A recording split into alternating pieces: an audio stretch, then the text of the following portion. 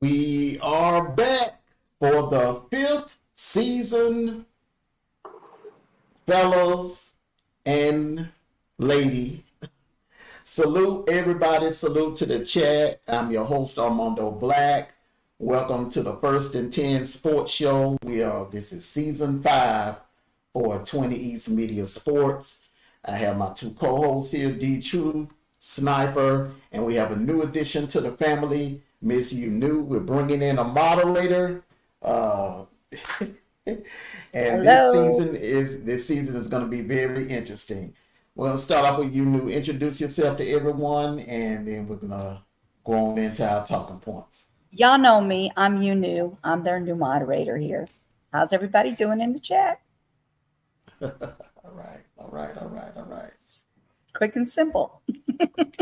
Well, hey fellas, it's that wonderful time of the year. Yes, Each sir. Sniper, Yes, sir. salute. Year 5. Hey. It's been a long ride, been a long journey, but we're still here. We're still standing. Yep. Hey, it's time to hit them packs cracking. No, it's about to be on and popping this year, y'all. Oh yeah, definitely. Gonna be some sad singing, slow walking. Yes, sir. And speaking of that, I want to start off with some news. We're going to start off with the reigning defending national champion, the Michigan Wolverines. Trouble in Ann Arbor. They're on the verge of being put on probation for 2 years. Sharon Moore is under fire. The cheating gate is catching fire. It's catching wind, and they even talk about they may have to vacate last year's title. So I'm gonna start off with you, Sniper, and then D Truth, and just let me know. I mean, what do you think? How do you feel about that? Do you think their title should be vacated? Well, the seriousness of this. Hello, Bacardi. Bacardi. Hey, the seriousness of this is you can't cheat to get a win. What was done and what happened in Ann Arbor, you can't cheat to win because you taken away from the other thousands of players that work hard and other organizations and teams that they do things. As you could tell, even me being a Georgia fan, we had a situation where we had a player who was hitting on his girlfriend and his kids, and we got rid of that quick. Now, if our coach was like, "Yo, we're just gonna suspend you for a couple of games and you can still be there," man, that's part of that's cheating because you're not doing the other kids right. If they had to vacate their championship from last year, that's what they're gonna have to do.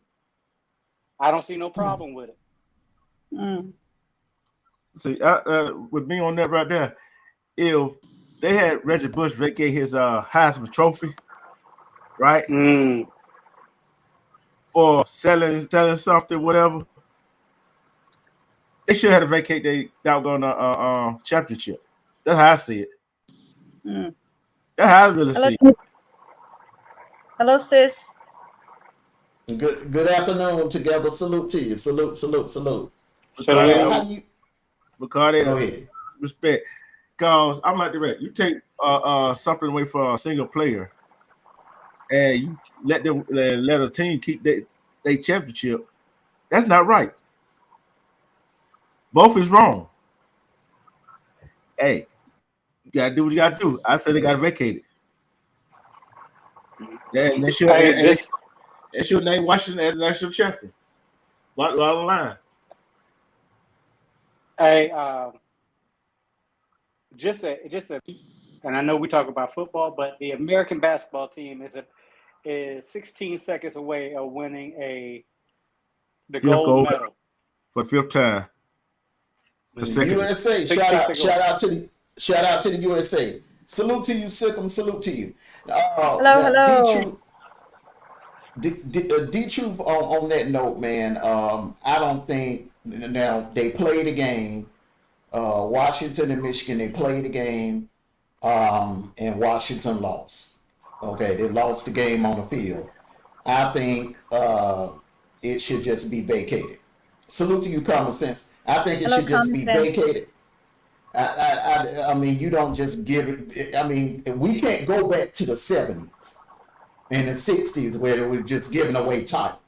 You know what I'm saying? I say vacate it, put an asterisk by it, you know, and then let's just crown another one in 2024.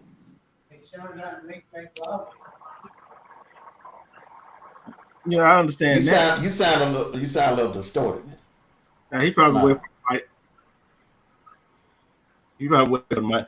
But like I said, if it comes out to be true, because we'll have a whole lot of football teams that got rid of players for cheating and all that stuff. And I look at it like this way: how many teams and how many coaches have been cheating in college? I'm gonna mute you up for a minute, Sniper. How many teams have been cheating in college that have been called out for it and made to a playoff or the conference championship game? You see what I'm saying? Yeah. And if you do it for I one, mean, you gotta do the rest of them like the same way. I don't care if they make it to the next championship game. You gotta vacate all the doggone game that year. well, the thing is, I agree with you. They should be stripped of the title. Okay, if they were cheating, if cheating is if it's proven that they were cheating, especially during the playoffs, I thought there were some things that were kind of some strange things that were happening in that Rose Bowl game. It was like they knew every play that Bama was gonna run. It was like they were ready for it. I mean, some just was kind of off about that game, and Wait, so are you telling me they got the playbook? it was some cheating going on. I feel like there was some cheating going on. Salute to you, West Bank. Salute to you. Okay. I feel like Hello, it West was Bank. some cheating. Yeah, I feel like there was some cheating going on in that Rose Bowl. It was just some strange, sketchy things that were happening. You know, even with D-Truth, even being an Auburn fan, you have to admit, all right, there were some things because we were speaking at halftime of the game. And I was like, man, something going on here, man. Something ain't right. It seemed like every play Bama was running, like on second and third down, it was like they were ready for it. Yeah. It was like they almost knew what they were going to do before they did. Yeah. And I'm like this right here.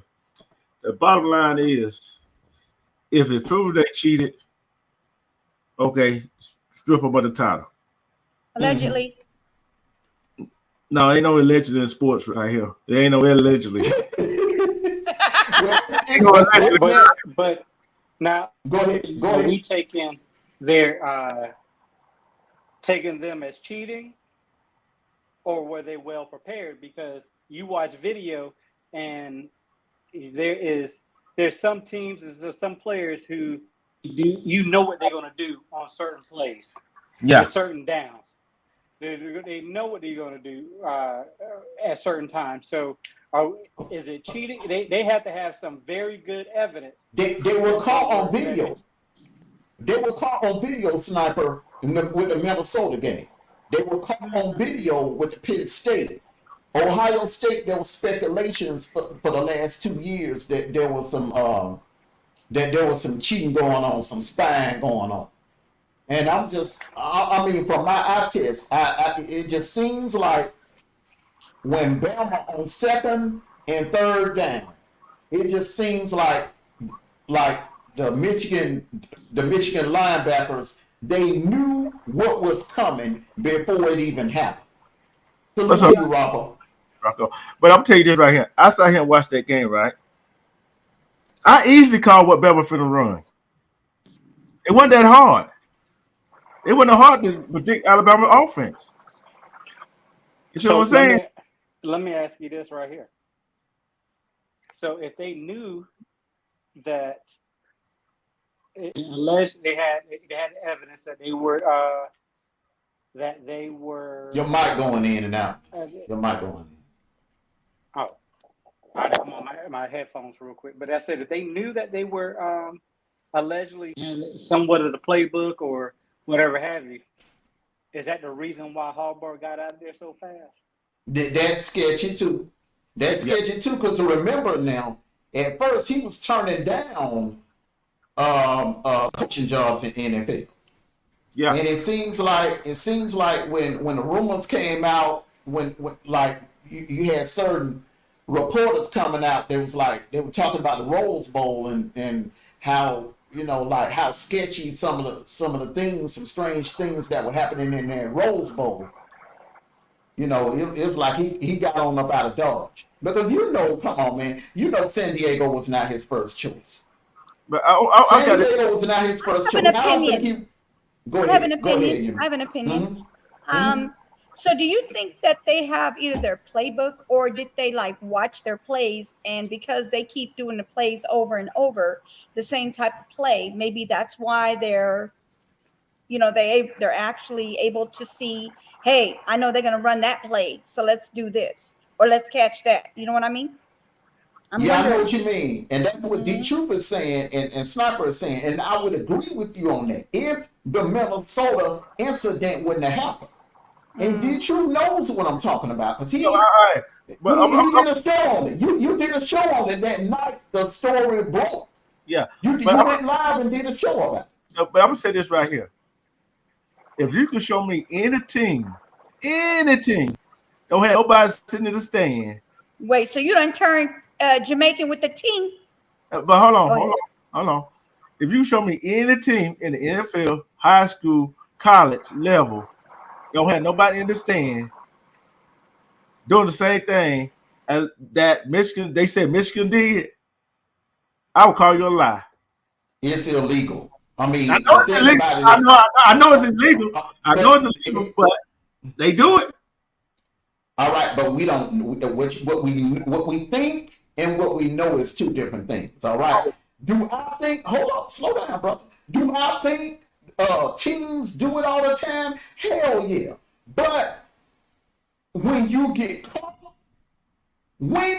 caught, that's a different story, bro. And they got caught in Minnesota.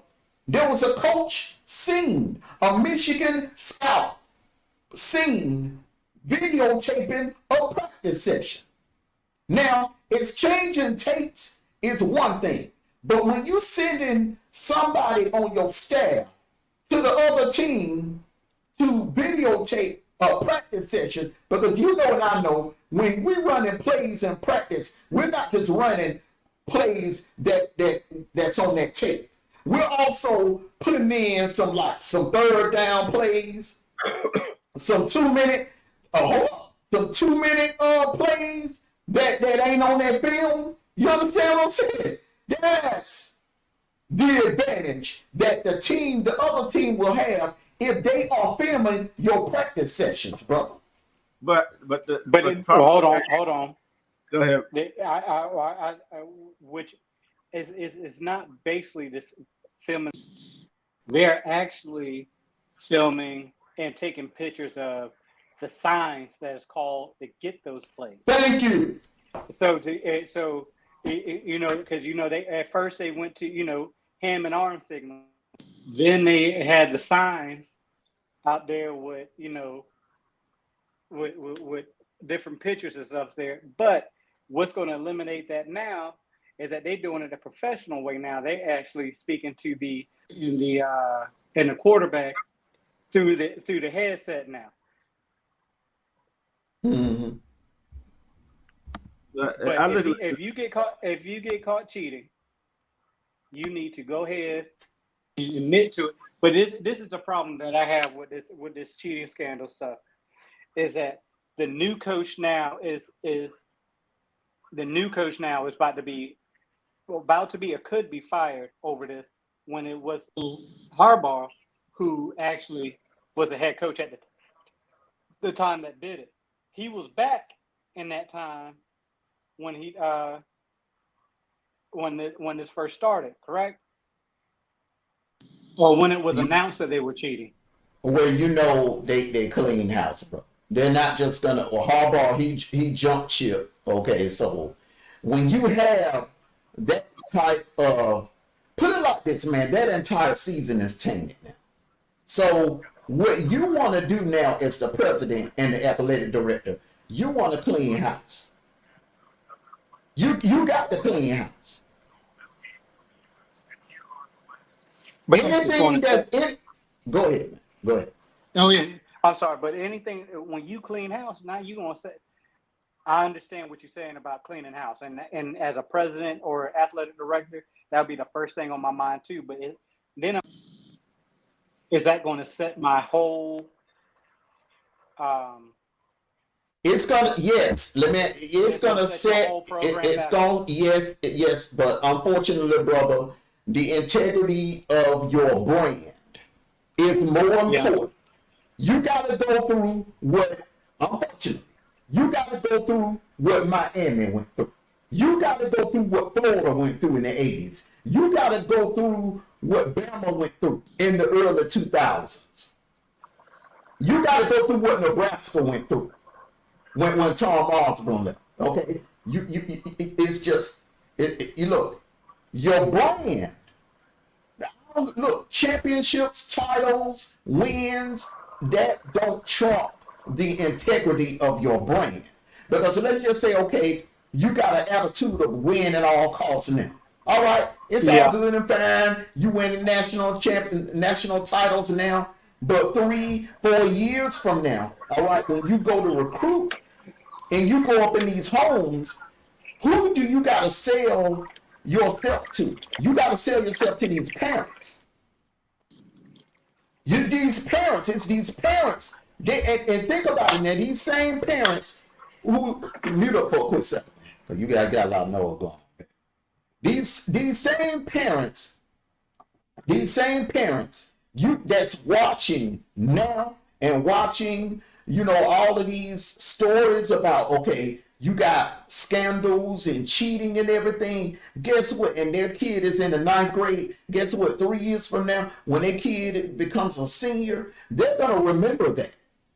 They're going to remember that. And they're going to be like, oh, no, I don't want such and such going to that school. I'm going to send them over here to Auburn. Or I'm going to send them over here to LSU. Or I'm going to send them over here to Georgia Tech.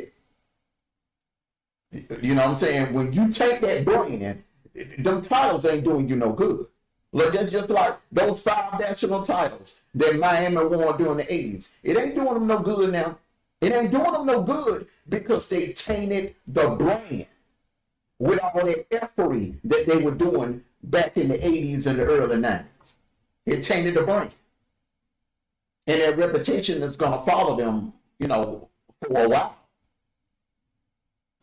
Well, that's the same thing that's going on down there.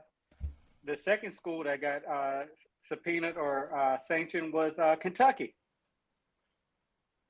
Kentucky's on a 2-year suspension.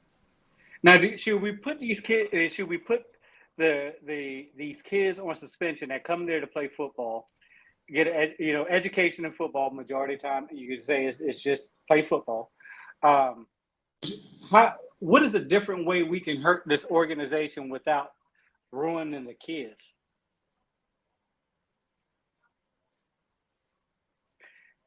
Take away scholarships, take away, recruiting time. You know what I'm saying? You gotta punish the entire school. You got to punish the brand. Unfortunately, bro, you got to clean house. You got to sometimes you know that old saying, Sniper. I know you've heard this before. Sometimes you gotta tear down an old house in order to start over and build up a new foundation, a new stronger house. But the question is, that's why I look at it right here. Do you think somebody else had to know what's going on? The president? Yeah, that's why you clean house. See, if the president knew what's going on, they got to get rid of the president. If you want to clean house, you might well top to bottom to get a new president in there. Everybody, like Miami did that. Everybody that was involved involved in it that knew about it has to go. If you are serious about protecting your brand, any and everybody that was involved has to go. Yeah, and I feel so. And I feel Period, sorry. point blank. Yeah, I feel sorry for the head coach right now. You know what I'm saying? Because just say he didn't know about it. Guess what? He got to. Hey, you talk about clean house. He got to go, and he wouldn't. Especially if he didn't know.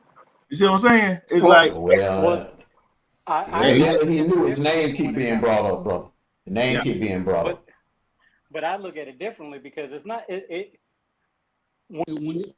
not about the coaches or about it's about them those young men that come to that school to play ball to get recognized, and now they're being punished for the the coaches and the decisions. You're going and now Kentucky, Michigan, and there probably there's other schools we haven't heard about, but just yet. But can Michigan to suffer for decisions that these coaches, man, the ones that's the leaders in there, and the one that's supposed to be leading them, they made those decisions, and now the kids got to suffer. yeah, Hey, yeah, look, listen, just like SMU, the kids had to suffer at SMU, the kids had to suffer at Penn State, the yeah. kids had to, everybody they got hit with probation. The truth. Remember Auburn 1993. Mm-hmm. And I think felt about sorry for those kids. They went undefeated, sniper, undefeated. And they had a tough schedule that year. But guess what? yeah, Hey, man. Hey, hey, I'm telling you, two colleges that took it got hit harder by what. Auburn and Florida. Florida in 1984. Auburn in 93. Uh, Those are two out that I think of. Salute you, Ed. hey, think what went on that Baylor. Hello, Ed. And think what went on UAB. They disbanded the program. They disbanded the Well, program. well, well, that's different. Okay, I'm gonna tell you, and then we're gonna move on into the talking points. Baylor deserve everything they got. Mm-hmm. Okay, because you had multiple people turning a blind eye of those young girls getting sexually assaulted, Mm-hmm. and coaches just looking the other way. They knew who the people that were involved, that were putting their hands on those girls. You Mm-hmm. know, these people, let me tell you something. As a parent, when you release your child to a college, all right, you are putting your child in the hands of a university or a college, hoping that they will protect your son or daughter. And they didn't do that. So the Baylor deserved what they got. All right, I think they should have got a little more. Now UAB, greed. Greed did that, bro. Yeah, they weren't doing the right thing with the money. And I think I said this years ago. Instead of using Legion Field, they should have built a stadium right there on the campus. Because you gotta realize, man, them kids, man, it was too much hassle that them kids had to drive all the way or commute all the way from the UAB campus to Legion Field, to the stadium. That's just taking them all out of their way. Now that they have a stadium on campus that they could possibly walk to or show to, it's all good now. Sell out every Saturday. It was just an inconvenience for the students to have to commute from the campus down to the Legion Field, which is nowhere near the campus. So, all right, so let's go on into our talking points here. All right. For the first show, we have talking points, and I'm gonna let you take over, you know.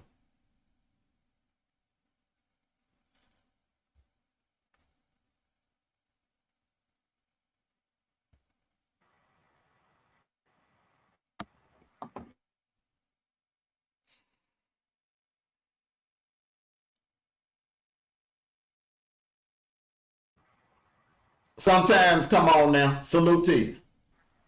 Is everybody mic working? Yeah, we went on. We Okay, went Hey, on come you on you. now. wait on you. Hey, come Okay, on I'll now. read the first. I'll read the first. Which Oh, my head coach? bad. My bad. I Okay, was go ahead. muted. Okay, I go was ahead. muted. Go I'm ahead. Go sorry. ahead. Go ahead. Okay. So Brian Kelly, okay, our coach at Okay. LSU, he needs to do something, y'all. He needs to do something for real, for real. Okay, I'm just saying. He needs to do something. Period. Which head coaches coming into the season are under the most pressure? I agree. And D Troop, I was telling you this last year, man. All right, you know the honeymoon is over because this century, going all the way back to Nick Saban, every LSU head coach that has taken that job, every coach that has taken that job, they won the national title in year 3. Nick Saban won the national title in year 3. All right. Les Miles won the national title in year 3. Ed Orgeron won a national title in year 3. All right. This is year 3 for Brian Kelly. The pressure is on. So I agree with you, you knew. Salute to you, WTAC. What do you think, D True? And then Sniper, I'm gonna let you comment on you news answer of Brian Kelly. With that name alone, he got pressure on him. With that name alone, he got pressure on him. Don't talk too deep into LSU. I'm just telling you that they need to do something with the coach, but I'm just saying, don't get too deep into But that. I'm Don't be saying, talking I about don't our know what coach. I'm talking. Hey, I don't know what I'm talking about.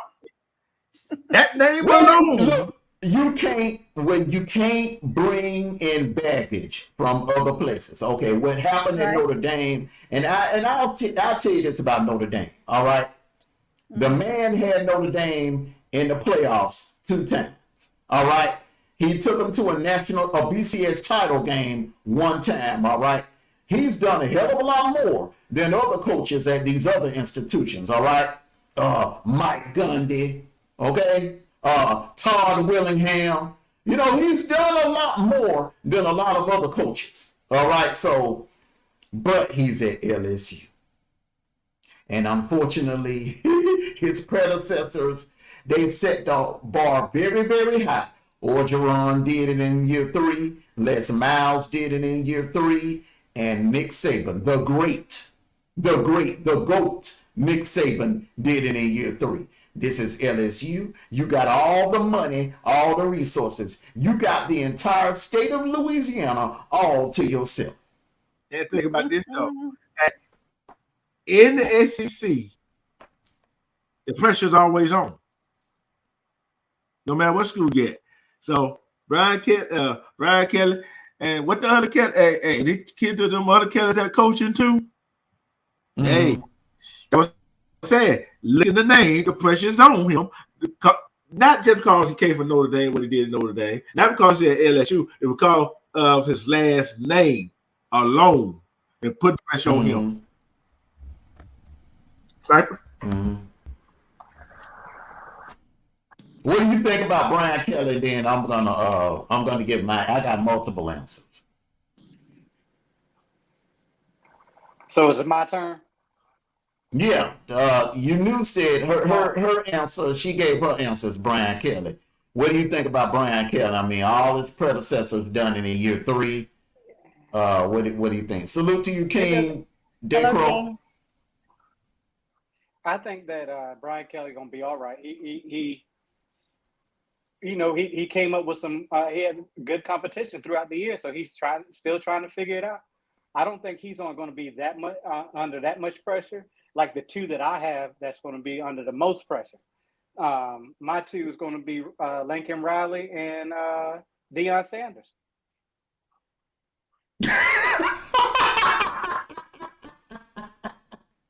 Deion. Listen, y'all killing me with this Deion thing. Go ahead, bro. Explain this to me, man. Go ahead. No. And I'm talking about as aspect as as a coach. All right, you got in there and you dismantled your whole team. Came back and put everybody there. You started off the game, the first 3 games 3-0. couldn't win a game after that. Are you there for publicity, or are you going to be are you there to be a head coach? I think that he is on the next year, if not this year, but next year, you got to win something. You got to make it at least into the playoffs by your third. And it's easier now to make it to the playoffs because you can put 12 in there. But you got to win your conference by the end of this year, by the end of this football season, and or next football season. Lincoln Riley, you went there. You thought that you was going to take over the USC and just run the damn tables. But what are you doing? Those are my two that I believe are on, or that has the most pressure on them right now.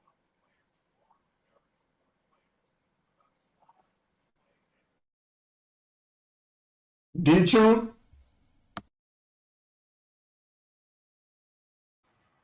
Yeah, Lincoln Riley at USC, they in the Big Ten. Woo! I'm looking at this. I'm saying it right here. Any coach that's was coaching in the Pac-12 that went to the Big Ten, team that went to the Big Ten, a whole lot of pressure. That's how to prove the Pac-12 was just a run and gun conference. See what I'm saying? All of them coaches got pressure on them. They got to prove that, hey, we can play more than the run and gun offense. And they in a perfect spot to try to prove it with the Big Ten. And with Colorado, they had what? They in the Big 12 now? Are they been in the Big 12 now or what? Yeah, in the Big 12. They got Texas, they got Oklahoma. So now time for Deion Sanders to prove something. And I look like this: the two easiest conference out of the Power Four right now is the ACC, Big 12, and they got an easy shot to make it to the Big 12 championship game or make it the playoff. Anything else, like Staples said, if what Deion is there for, the publicity or get his team to the kind of football playoffs and win it. So guess what? Like I said, the Pac-12 coaches that went to the Big Ten, they under most pressure to prove that their teams can hang with the Big Ten. Okay, give us your coaches. I gotta go with Lincoln Riley. That name been big, and I gotta go with Oklahoma State coach.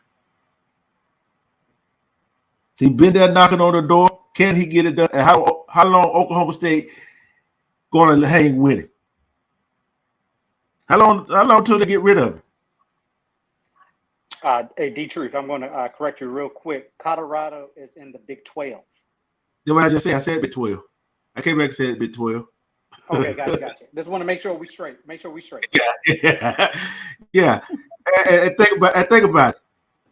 I'm gonna ask Mondo and Sniper. How often has that coach at Oklahoma State been getting a pass? And how long are they gonna keep putting up with him, getting these winning records, and keep making the big dance? And he got a chance this year. The pressure on him too. That's why I said Lincoln Riley at Oklahoma State head coach is under pressure. Oklahoma State is one of mine that is on one of my 12 teams that's going to make it to the be in the top 12 for the college football championship. Okay, Okay, Mondo, your turn. Okay, West Bank, salute to you. I'm going to answer his question real quick. He said, how will the FSU Clemson versus ACC saga include? I think FSU will eventually, I think FSU will eventually leave and join the Big 12. Clemson will remain in the ACC. Clemson is like the blue blood of the ACC. They're like one of the founding fathers of the ACC. I don't see them going anywhere. I actually see one of the North Carolina teams leaving. before Clemson. Yeah, that's going to be a good game, LSU versus USC. Okay, I got 3 coaches, and they gonna think I'm gonna went crazy with the names I'm getting ready to call. They're gonna agree with the first one I'm getting ready to call. Ryan Day out of Ohio State. I think his seat is tremendously hot, especially that Michigan won a national title last year. The heat is on Ryan Day. He's had all the talent. The man has had a top 5 class since he's been there. And he just can't, it's just something about the playoffs. He stumbles in the playoffs. He'll look like he'll look like Vince Lombardi all through the regular season. But when he gets in the playoffs, he makes questionable calls that cost his team the game. So he's definitely gonna have to win. Getting to the playoffs isn't enough. He's gonna have to win the whole damn thing. Those fans up there in Ohio State are hungry for a national title. They haven't had a national title in 10 years. They want a national title. And they got a squad to do it this year. Georgia has a lot of new young players that's coming in. Michigan is going through a down spiral. Penn State gonna be Penn State. They're gonna find a way to choke in the big games.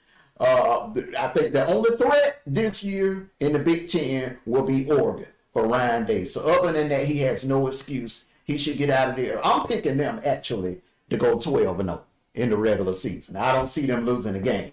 They shouldn't lose a game. I think that Oregon game is going to be close, probably going overtime, but Ohio State's defense and that talent is just going to overtake and overpower Oregon, even in Autzen Stadium. My second coach. All right, and then Sniper, I know you're about to get pissed with what I'm about to say. Kirby Smart. Kirby Smart. And I'm going to tell you why, all right? We this year we're gonna find out 2 things about Kirby Smart. All right, we're gonna find out 3 things about him. All right, one, we're gonna find out. All right, was it a Nick Saban problem? All right, because that Bama game is gonna be a must win. Was it a Nick Saban problem? Okay, or is it just you can't beat Bama? All right. Number 2. All right. Was it Todd Monken's titles or was it Kirby's titles? Can you win a title without Todd Monken? All right, that's the question when it comes to Kirby. All right, that's the second question when it comes to Kirby. Number 3, win one without Monken, you elite. You elite. You win 3 titles in your coaching career. You enter into the elite status. Right now, you're at 2. You're up there. I mean, you're right there with Dabo Swinney. And not too many reporters are crowning him elite. They did when he had Trevor Lawrence and Deshaun Watson, but not too many of them, because he's been on a dry spell. He ain't been in the title game since 2020. So now that Clemson has cooled off, the reporters ain't really speaking too highly of Dabo Swinney. So I think in order for Kirby to enter into that elite status, he needs to get number 3. All right. And he needs to do it without Todd Monken because he didn't win nothing until Todd Monken got there. Just like Nick Saban proved that, he could win without Kirby, and he did. He won 2 without Kirby. Kirby's going to have to do the same thing and win at least 1 without Todd Monken, which I think he can win multiple without Todd Monken. Okay.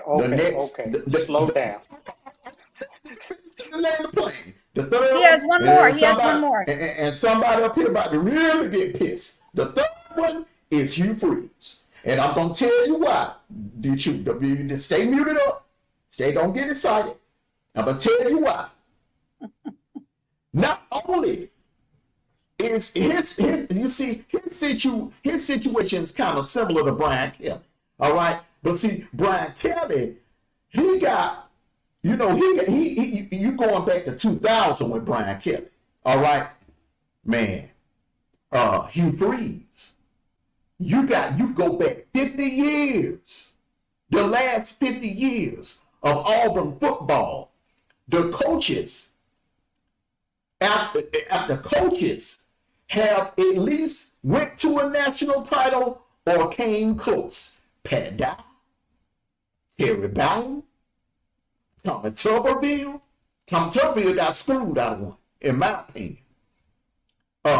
Gene Chisnick won the title. Gus came within 39 seconds of winning a national title, in a hamstring of winning a national title. All right? That guy that came from Boise, he couldn't do nothing. He couldn't do nothing. What did they do? They got him on up out of here. Auburn fans are impatient. And if they don't see any progress this year, when I mean progress, I mean at least 9 wins. He need 9 wins, at least. Nothing less. 9 wins. Anything less than 9 wins, you're going to hit a chat. Salute to you, West Bank. Agent Smith. All right. I yield the floor now. Sniper, I yield the floor. Come on with the curving now. Tell me how crazy I am for saying what I just said. I'll wait. Okay, so what I say about the Kirby thing, you had one thing right. The first comment that you made about can he beat Alabama without with Saban not being there. That's one thing. But here is my question to you. Offense and defensively, who calls the plays? The head coach of every team always get the credit for a team blowing out somebody 49-0. Monken is always going to get the credit for his offensive scheme that he brought to Georgia. Dan Lanning going to get his credit for. The only thing is, and I'm just gonna retort to what he just said. He won without Dan Lanning. Dan Lanning left after the 2021 season, after the first title when they beat Bama. All right, when Dan Lanning left and he took the job at Oregon, and Oregon came in the the Mercedes-Benz Stadium in week 1, and Georgia blew them out, ran them up out of the Mercedes-Benz Stadium. So he's proven that he can win without Dan Lanning. What we don't know is, can he win without Todd Monken? That's what we don't know, because, Mike Bobo made some suspect play calls in their SEC championship game. All right. D-True, you got to push back on my answers? Yep, I sure do. Ain't no pressure on Hugh Freeze. Look what them coach you named had to work with, right? Look at the players they had to work with. In that time, they went to the national championship. And look what Hugh Freeze had to come in and try to rebuild out of the debacle of a hire or the Georgia State coach. So there ain't no pressure on them for the second year. There ain't no pressure. The pressure would have been on the first year. The pressure is, I can see if this is the third year at Auburn, yeah, I would set the pressure on it. This is second year there. So look at the players that them coaches had. Gene Chicknett, Tommy Tuberville, Pat Dye. You can go on and on. Look at the players that they had. You think he would have had that kind of record he had the players that them coaches had? No, he wouldn't. He probably the only five-star player that Pat Dye had was Bo Jackson. Everybody else on that team were mid-tier. They were like 3 stars, 3 stars, 2-star, 3-star players. The only true 5-star headline player that Pat Dye had was Bo Jackson. But what have I told you? Let me finish. I'll let you finish. All right, go ahead. Hey, what have I told you about them stars, that don't mean a doggone thing when they get between the doggone line. We don't seen that when I walk on the 5-star player. So them stars don't mean a doggone thing when we get between the white lines on the football field. And a big name, yeah, Bo Jackson, yeah. Yeah. But guess what? That there were other players besides Bo Jackson that was just as good. Okay, let me ask you. Okay, all right, okay. They were playing on that Auburn team last year that Hugh Freeze had. Side Peyton Thorne, side Jaquez Hunter. Okay, but let's go back. Let's go back to Pat Dye's 1980. Okay, Pat Dye's second year was 1982. Okay, that's the year that he finally got over the hump and he beat Bear Bryant. He retired Bear Bryant. All right. That team did. Who else became an All-Pro NFL player coming off that team besides Bo Jackson? I ain't looking at no all. I'm not looking at all. You said there was other talent on the team, so I'm just asking. No talking over each other, please. Thank you. Go ahead. So Bo Jackson with the whole damn team. No, he wasn't. Okay, then. The point I'm trying to make is, I said players. I said players. I didn't say one player. I said them players that them coaches had. I said players with an S. I said with an S. If he had them players that them coaches had that first year he got here, what do you think would have happened?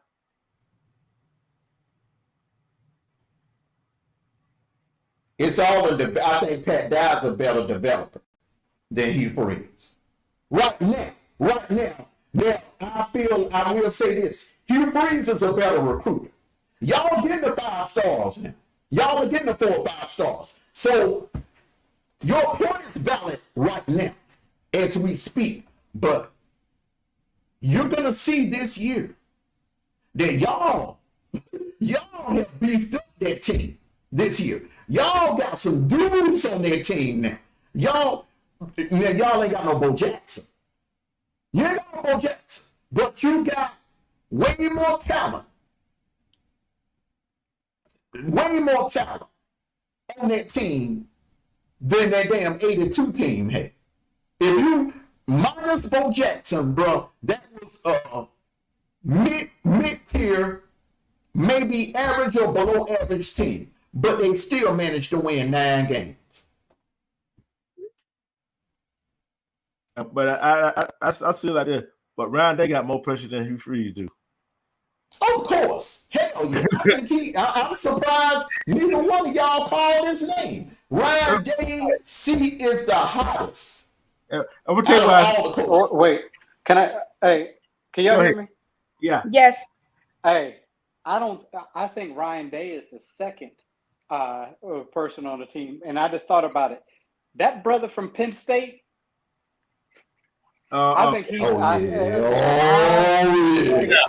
think that brother from Penn State is going to be the person who will be fired this year if he does not. If you don't beat Ohio State or Michigan, or Michigan State, and 2, he don't get into the playoffs. He will be fired this year. Yeah, and it's a 12-team playoff. If he don't get in there, boy. That's what I said about Oklahoma. Jeff Gundy at Oklahoma State. How many times that's Mike Gundy. Well, Gundy, but how many times?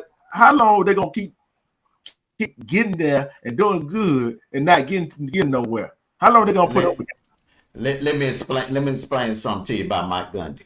Home, born and raised in Stillwater. Hometown hero. Played high school football down there. Hometown hero. Stayed at home. Went to Oklahoma State along with Barry Sanders and Thurman Thomas. Remember? A hell of a backfield. Then because Mike Gundy was hell at quarterback. Okay, so he put Oklahoma State on the map. Think about it now. Before Thurman Thomas, Mike Gundy, and Barry Sanders was at Oklahoma State, man, wasn't nobody talking about them. Nobody talking about them, bro. but he helped put that school on the map. So then he comes back and becomes the head coach, and they have like at one point in time, man, he was averaging like 9, 10 wins a season. All right. So you got to remember, man, Oklahoma State fans, their expectations are not that high. They kind of remind me of how UGA fans were during the Mark Richt days. All right, they weren't expecting too much, just glad to compete. The longest you beat the Kansas States, the Iowa States, as long as you're beating them, the Colorados, they're fine. All right, they don't really expect him to beat up on Oklahoma, Texas. But I will say this: now that Oklahoma and Texas are gone from the Big 12, all right, he does need to make some appearances in the playoffs. I don't think he'll get there. I don't think he'll get there because Utah is loaded. They are loaded. And I think Utah is going to run away with that Big 12. And I don't see but only one team getting in from the Big 12. No, I can see two getting in from the Big 12 because if you go to the Big 12 championship, and even if you don't beat Utah in the Big 12 championship, and you fight them hard, they're gonna put them as a 10, 11 seed. Remember, there's 12 teams, and they're not going to load it with SEC teams. And they're not, you know what I mean? You're going to have in the division that they play in, they lose 1-2 games and they go out 10-2. They're gonna be in that running for the mix. Yeah, and another thing you fail to realize and left out, they're gonna have to beat Houston too. Yeah, Houston will be tough. I just think Utah. I'm looking at that defense, bro. That defense, I can take Utah and put them in the SEC, and they could compete. They could have came on into the SEC with Oklahoma and Texas. I think Utah is more of a better fit for the SEC on the football field than Oklahoma because they play defense. Oklahoma don't play defense. So you got the one team in the Big 12 that's stacked defensively. And what we know about defense, fellas, defense travels. Defense travels. But listen, here's the deal. The Big 12, who do we have in the Big 12? We have Arizona, who finished 11 last year. You got Baylor, you got Colorado, you got and Oklahoma State. Kansas finish up at 23, and Kansas State at 18. So it's not gonna be as easy for Utah. They got a defense, but can they? In that Big 12, the only thing you have to do, you pass the ball 1,000 times. That's the only way you're gonna win. And don't get about UCF came for the whatever because they came for in the Big 12 too now. Yeah, I think that Big 12 is going to be very competitive. And Sniper, you got a point, man. I mean, Cincinnati, you could throw Cincinnati in there. Yep. I wouldn't be surprised if the Big 12 got two teams in there. I really wouldn't. Because I remember the year before last with Kansas State and TCU, if that would have been a 12-team format, both of them would have got in. No doubt, both of them would have got in. Sikkim says Alabama coach will be under the most pressure. Look who shoots. Not in year one. It'll be a honeymoon phase. He's gonna get nicked up a couple of times. I think Georgia is gonna be an L. I don't have a good feeling about them going into Neyland to play Tennessee. He is going to be measured on the Iron Bowl. He's going to be measured on. I think he has to win the Iron Bowl. If he loses the Iron Bowl, then the buzz is going to start in Tuscaloosa. That seat will get warm up in Tuscaloosa. I am going to go on a limb, and y'all can record this and say this is going to be Alabama's worst year. You took a Pac-12 coach and brought him to the SEC. Now, as we know with the Pac-12, they have no defense, and all their scores is doggone 50 to 49 because they don't play defense. Now you got to come in here and try to. I don't think he's built for the SEC. I think this was all because you had a couple of good years with Washington. Then you can come here and do the Alabama the same way. You can't have that same mindset coming down here to the SEC. So you can go on me saying this is going to be Alabama's worst year. I don't know. I don't know because that schedule is not that tough. Their schedule is their schedule is nowhere near. They don't have nowhere near the beef on their schedule that we have. Outside of Georgia, Tennessee, then they got LSU, Auburn. Now, I think Oklahoma's definitely going to be a must win. They got to beat Oklahoma. That's a must win. Okay, this is who Alabama got right here. Since we're talking about, they got Wisconsin. They got to go to Wisconsin. That's a must win. And they got South Carolina at home. They got to go to Tennessee. Missouri goes to Tuscaloosa. Your phone chopping. Your thing chopping up again. I said Missouri goes to Alabama this year. I think that's going to be an L. I think Missouri is a pound for pound a better team than Bama. They got to go to LSU and Oklahoma. LSU is a mystery. I really don't trust LSU, the line. The D line and the O line. They got problems on the line. They got excellent skilled players. That quarterback they have coming in, I like him. I like what he did in that SEC championship game the year before last. But if you can't stop nobody, bro, you ain't gonna be you ain't gonna be able to beat them. You know what I'm saying? Now Texas, Sikkim says Sarkisian. I don't think so because I got one name for you, Sikkim, Mac Brown. Them Texas fans are not gonna make the same mistake that they made with Mac Brown. Mac Brown brought a national title to Austin, and then he almost brought another one. If Colt McCoy wouldn't have got hurt on that play against Bama, he probably would have had 2 national titles. Okay, he got screwed over in 2008 when they beat Oklahoma. Both of them finished with the same record, and they sent Oklahoma to the BCS game against Florida instead of sending Texas. All right. Because Sam Bradford was the man and he was the Heisman Trophy winner. So it was all about money. So they put Oklahoma in over Texas. All right. But they're not going to make that same mistake. Sarkisian, the fact that he took them to the playoffs last year, and I mean, he just brought that program from the dumps. So I'd say he got a good 3 years of credit with that university. Just think about, man, they were at the bottom of the box. Remember 2 years ago, a couple of years ago, man, we watched them get blown out by Arkansas. You know, so I mean, see, Sarkisian just turned that team all the way around, man, in a short period. So yeah, man, I think they're safe. I think I think those two are safe. The Bama head coach, Kellen DeBoer, and Steve Sarkisian, I think they're safe. Mike Gundy, he's not going anywhere, man. Oklahoma State, he's a hometown hero, man. I said at the kickoff show last year, the preseason show last year, Mike Gundy was my pick. He on the hot seat. He ain't going nowhere, man. He ain't going nowhere. But I think now that Oklahoma and Texas are out of the Big 12, his path is a little clearer.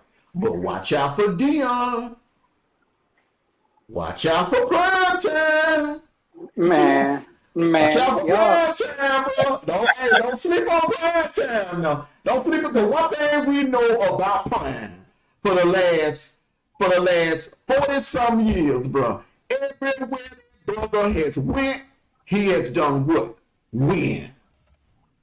Listen.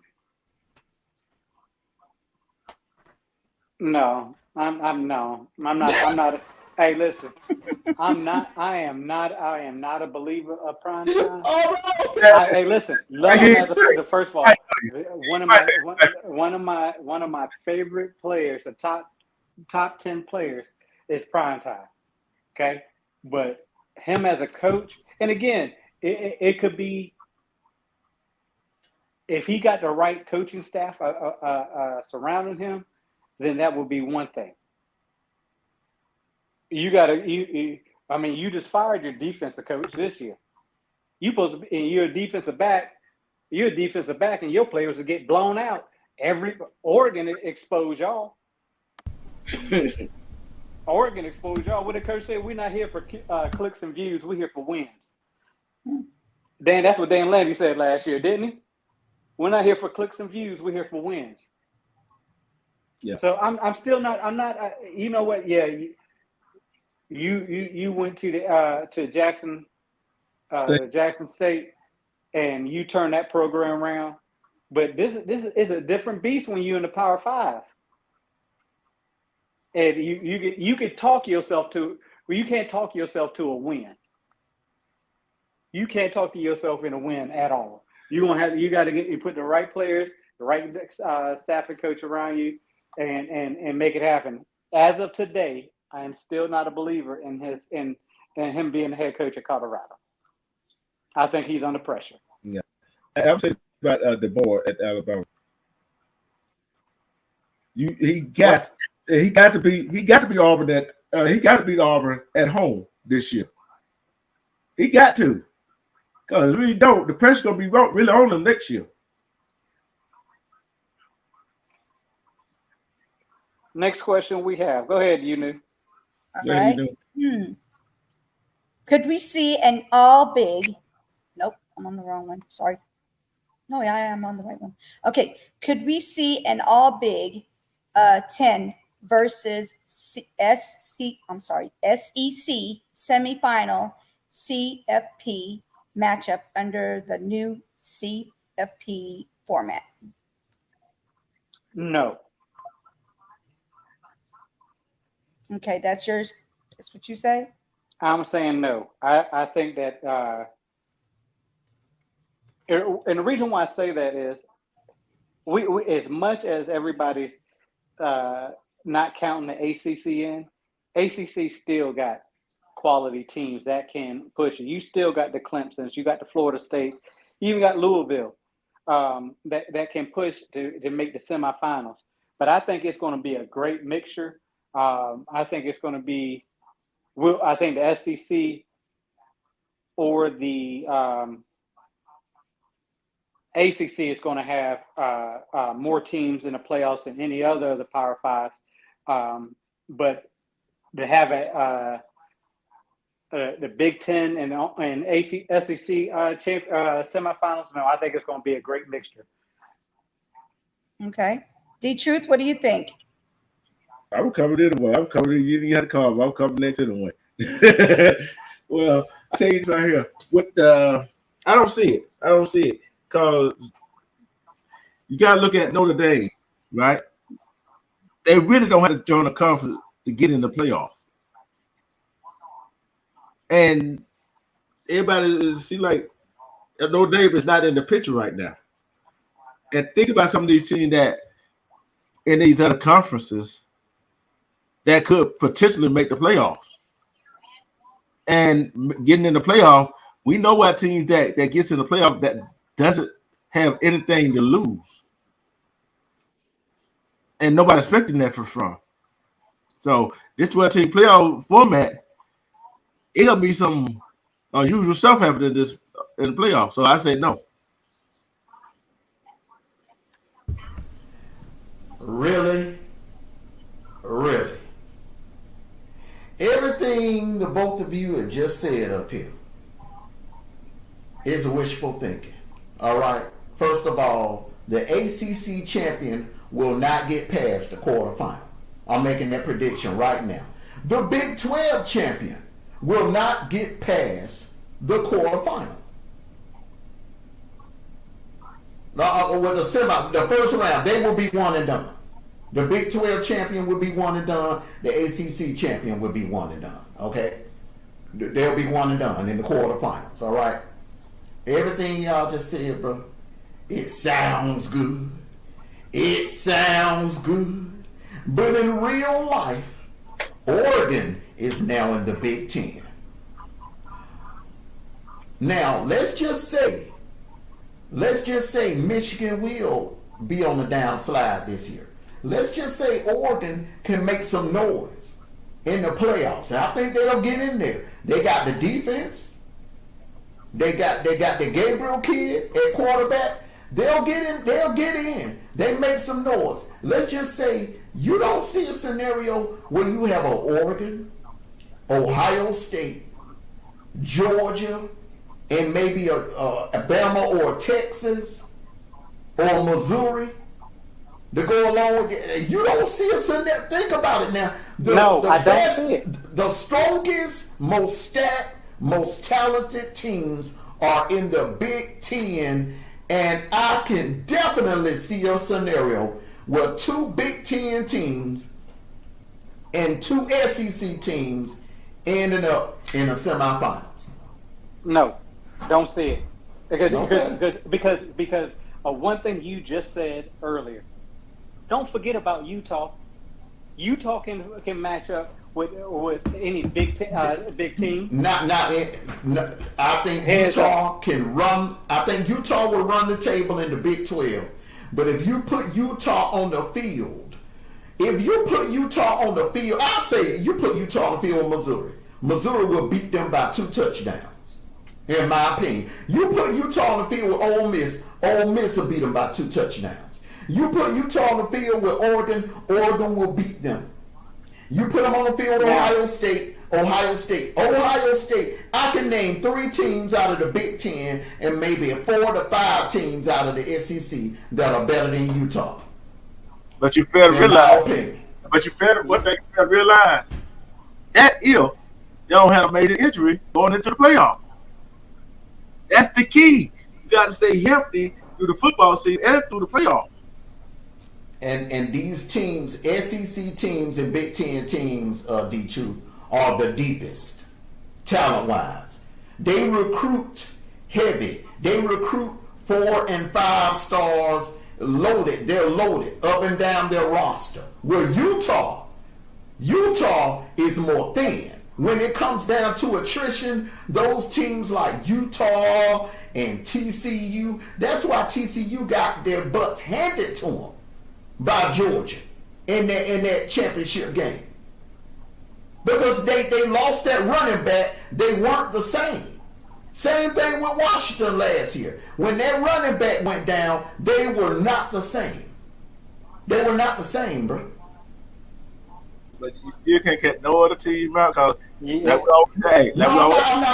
not counting them out. I'm just saying, now that there's a 12 team, all right, the conference champions is guaranteed to get in the quarterfinals.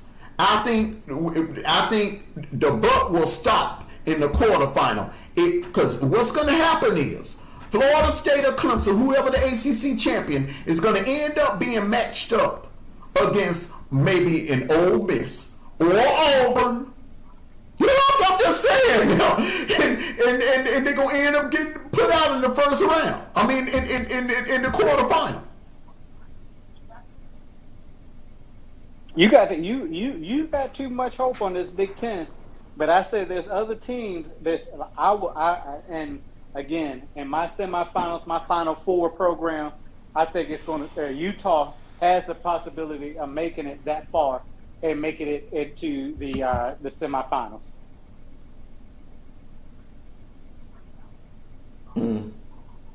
Any more pushbacks?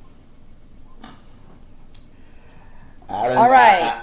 Hey, wait, hold on real quick. Go ahead. Hold on, real quick. Hey, D-True. D-True, you there? Yeah. Hey, now listen. This is the same thing last year when Armando was talking about some USC was going to win it all. Remember? Mm-hmm. And we told him no, they wouldn't. And we took. Avada, you remember that, don't you?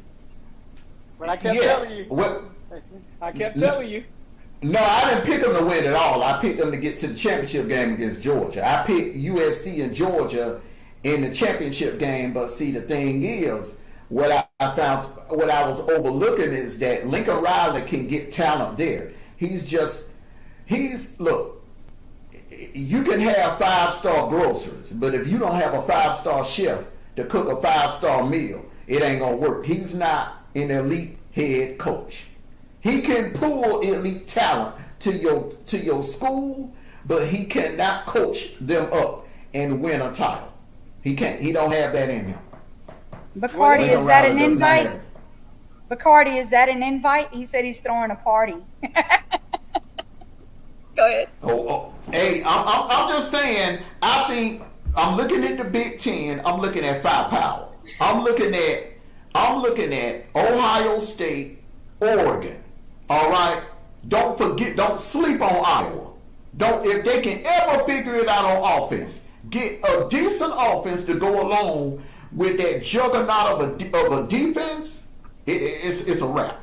I'm telling you. Then Wisconsin. Remember, they got Luke Finkel as head coach. They are coming. Then you got that dude up there in Nebraska. He recruiting his butt off. He got a 5-star quarterback. He done hit that transfer portal hard. Nebraska is gonna be improved. They're gonna be improved. Then you got Maryland. You know that Big Ten is kind of stacked, bro. You talent wise. You put the Big Ten side by side with the Big 12 and the ACC, and it's not even fair, in my opinion. It's not even fair. I think the Big Ten, between the Big Ten and Big 12, is closer than what you think it is. Man, that's my opinion. I think it's Utah, Oklahoma State, and everybody else. In my opinion, I'm just saying, bro. But look, and if we go off of what where teams finished last year, again, I just gave you 2 teams. Arizona, sleeper. Arizona, that was a one hit. That was a one hit wonder. They are not going to do that this year. I guarantee you they will not finish anywhere near 11. And it's unfortunate because if we would have had a 12-team format last year, guess what? They would have got in as an 11th seed. They would have got in.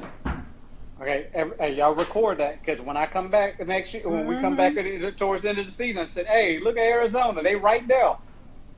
I'm telling you, it's Utah, Oklahoma State. I'm telling you, while you poo-pooing on Dion, I'm telling you, Colorado is going to be improved, bro. That means he done made some moves in the offseason. Colorado is going to be much improved. Oh, let's Place move your on. bets, y'all. Place your bets. Place your bets. All right, here we go. Let's move on because I hate that. Should conference champions get automatic bids into the CFP playoffs? Mondo. CFP? Yeah.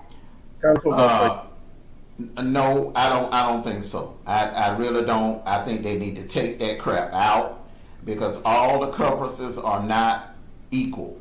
All right, you cannot sit there and say that the Sun Belt, the Sun Belt is equal to the SEC. Or you cannot sit there and say the All-American Conference is equal to the SEC. You can't even sit there and say with a straight face that the ACC is equal to the SEC. You can't. We found that. I don't care about the fact that they had some opt-outs last year for that Orange Bowl. No, Georgia had a lot of their second and third stringers on the field for majority of that game. Let's keep it 100 now. They had a lot of second and third stringers on the field for majority of their football game. So I think it should be, the 12 best. I think if you want to put the 12 best, if you want the 12 best teams in the damn playoffs, you send the 12 best. Conference titles don't mean nothing. That's my opinion. Here's my opinion right here. One, I can see if the conference championship, if they go undefeated, they win the conference championship, and they undefeated, yes, they should get it. They should get in. But if the conference championship got one loss, and another conference champion don't have a loss, whatever, they should have top 4. They should be the bottom, the bottom 8. See what I'm saying? And you can't help to play the schedule you play. Can't help. You can't help it. It's just the schedule you play and the team you play. But like I always said, it comes back to injuries. Injuries. That's what it'll come down to. Which team can stay healthy when they get in there? And should injury have any effect on a conference championship game and automatic bid to the playoffs? No, it shouldn't. Well, we know it will. I don't care what your backup is. But they ain't looking at the backup. They're looking at the starter. Oh, you missed this player right here, but here comes the backup in. That's why I say a conference champion should have automatic bid. All depends on you got 0 wins, 0 losses, or 1 loss as a conference champion where you get in the playoffs. That's my take on it. Sniper?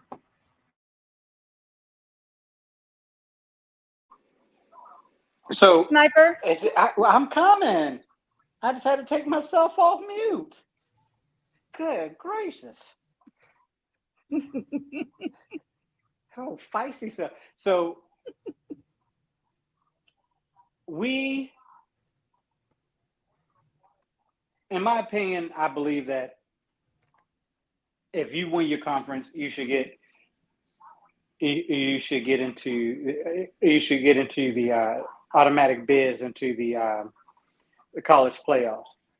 And the only reason I say that is because if you worked your ass off for 12 games and you go undefeated and you win your championship, and then you be told straight off the rip, hey, you can't get automatic bid, then what's the point of doing it? Here's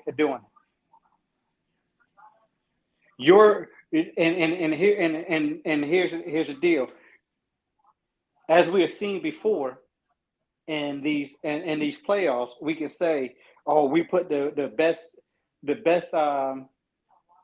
4 in the championship, right? We put the best 4 in the championship. TCU was not the best 4 a couple of years ago in a championship. They skate past. They had the no, I have nothing to lose attitude to beat Michigan. But in any other day, could they have beat Michigan?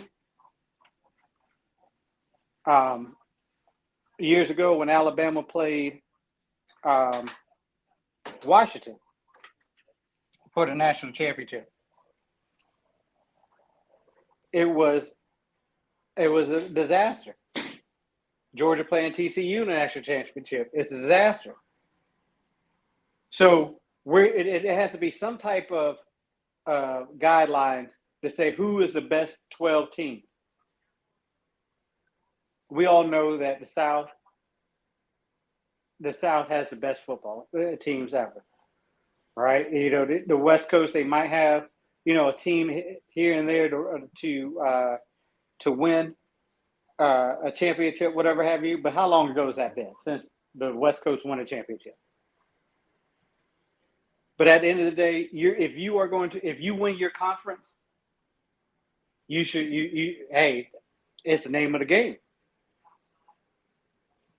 You win your conference, it should be you got that bid. It goes for any other sports. In basketball, you win your conference, you get that bid. You get that number 1 seed in the whatever division you play. So why make it different when it comes to college football? Moderator? Yeah. You knew. Yes. You knew. Stop playing. Ed said, I think they should. And he also said the whole point of winning, if you win, you win. All right. See, I'm a sniper on that right there. Because who said the best 6-8 team got in NCAA tournament? You see what I'm saying? So you win your conference, you win, no matter what. You should be in. It all depends on where you get seated, 1 through 12. You think I would like to right here. You win your conference, you got one loss.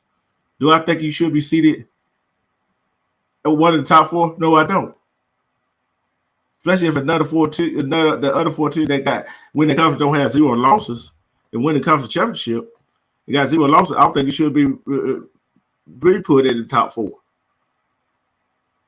Okay. Does Kirby Smart and UGA have a serious culture problem in Athens?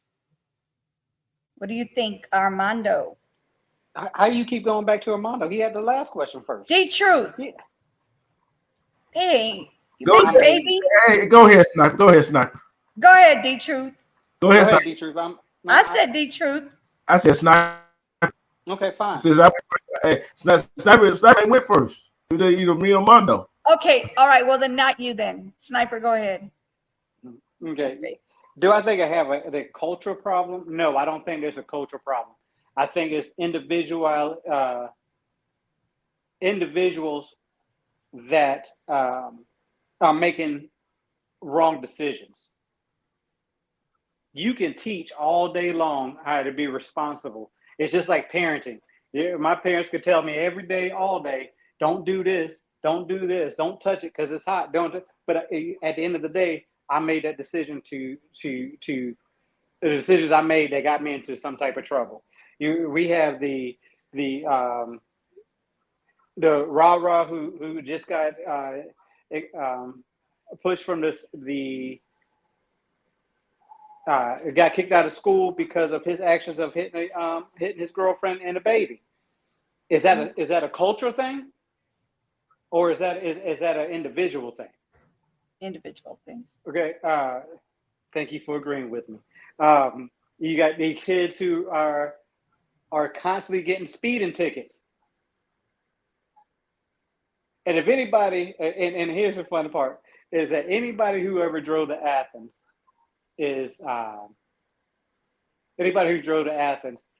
they'll know there's a strip of road that is wide open.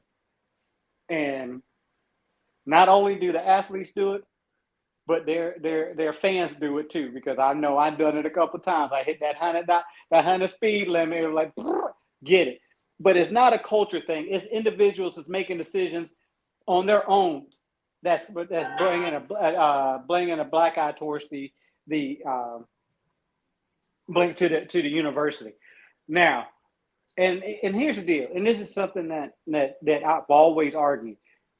Because we're in Georgia, we hear a lot of the Georgia players getting in trouble. But there's football players across the country that is getting in trouble for doing the same thing. But since Georgia and these teams, just like when Alabama, when they were on top, you hear a lot about their players getting in trouble for doing stupid stuff. It's not a culture thing. It's an individual thing. Mm-hmm. Agree. All right. D-Truth? I'm just like with Sniper right here. All depends on what the culture is. Culture is not just everybody. It's one individual does something, and everybody will say it's a culture problem, right? 2 people do it. If so many people does what they does or do what they do, then you might have a cultural problem. Especially the coaches, the staff, whoever is not different than the bud. But if that one individual or 2 individuals going out doors being no head their kids, no, that's not a cultural problem. It's not a cultural problem, especially if that kid go. Like I said, with Georgia, if he goes out and does something stupid, that's not a cultural problem. But if the coaches don't nip it in the bud and it keeps happening, then we got a cultural problem. Then we got a problem. So I think It's not a culture problem. I think it, like Simon said, it's an individual problem. All right, Armando. I'm gonna give you a fellas a number. 25. 25. 25 arrests in the off season. That is definitely a culture problem. Not only is it a culture problem, that's a serious problem. All right, and it is something needs to be done. I think with the Ra Thomas, I think it took too long to dismiss him from the team, especially being the fact that he had a situation just 1 year ago, August of 2023, where he put his hands on that same girl. All right, evidently, whatever punishment that Kirby gave him, he didn't learn his lesson. And he came back, and a year later, he made the same mistake. It's a culture issue. Then it took like darn near forever just to dismiss him from the team, where he should have been dismissed immediately. You know, I can go back a little further than that. Adam Anderson. Adam Anderson, yeah, great player, and I, love his pass rushing technique, everything. But the minute that story came out,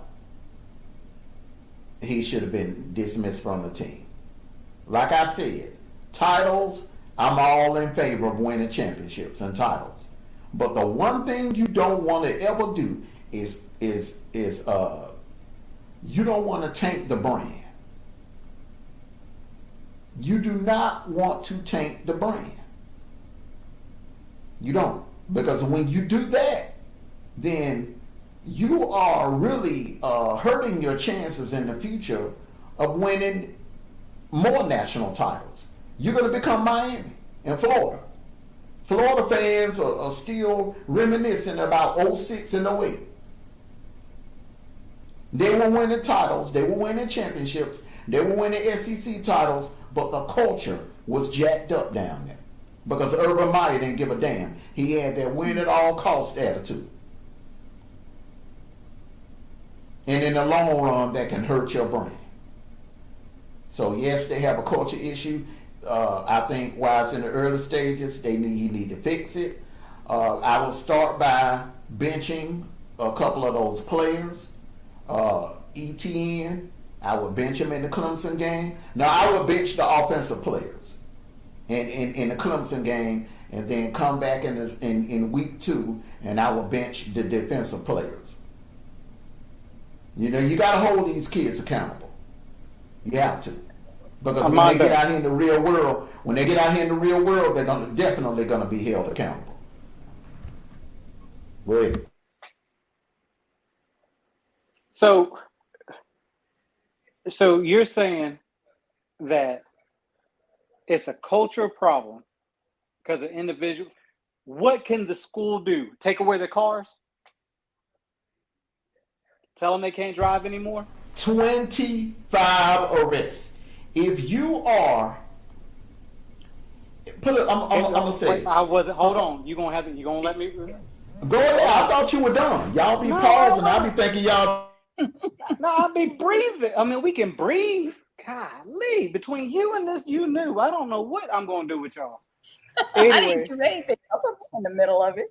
25 arrests on misdemeanor stuff. 25 arrests on misdemeanor stuff.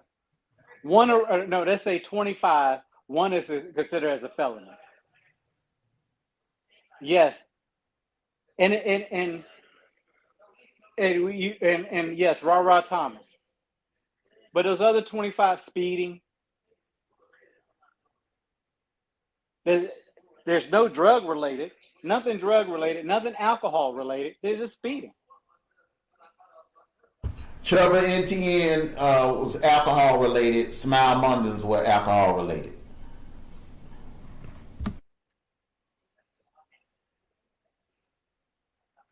So But is that a culture? When you say culture, is that 25 arrests. That is a Okay. culture issue, brother. In one off season, how is it? How is 25 and make it? So it's a thing to come to Georgia and speed. That's what you're saying? no, it to ain't, brother. It ain't just speeding. You haven't been paying. It ain't just speeding. You got DUI cases, brother. Fighting. But how You is know, that a culture thing? huh? You have not explained how that's a culture thing. Bro, it's happening back. 25 arrests in the off season. That is an issue. Yeah, but you know what? That's just like, man. That's just like if you're a principal of a school and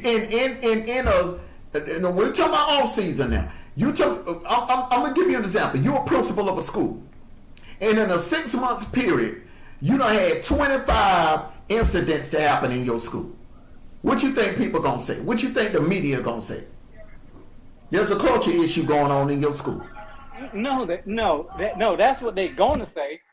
That's what they're going to say. But is it considered as a culture thing? That is it. Individuals making decisions. It's not like University of Georgia says, "Hey, y'all need to go drink and drive." In the military, in the military, they you know how many DUIs people get in a month? Is that a culture thing or is that an individual thing? You make your own decisions. You make your own decisions, regardless of when you turn 18 years old and you step out of that household. You make your own decisions. I understand that, but it is consistently happening in Athens, bro. It's consistently happening at Georgia. It ain't happening like that nowhere else. You are something else. Go look at it someplace else. Go to Not at this rate. Not at this rate. Brother, go look at Florida's and go look at Georgia Southern's doggone arrest reports. Go ahead. In one off season. In one off season. We're talking about right now. We're talking about from February. We're talking about from February to August. 25 arrests. That's 25 arrests that has nothing to do with the school. It has nothing to do with the school itself. Man, I bet you if you look at that's it your opinion. I'm not looking at as a fan. I'm not looking at. I don't think it's a good look to happen at my school. It's not a good look. Agree to disagree, please. Do not argue.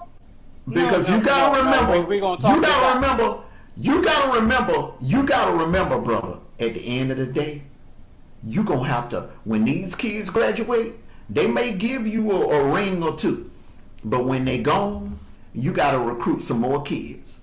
And then you gotta walk in these parents' houses, and they are gonna question the number of arrests that has been occurring on your campus. You don't want to have that conversation. Hold on. When you could be sitting there talking about other things,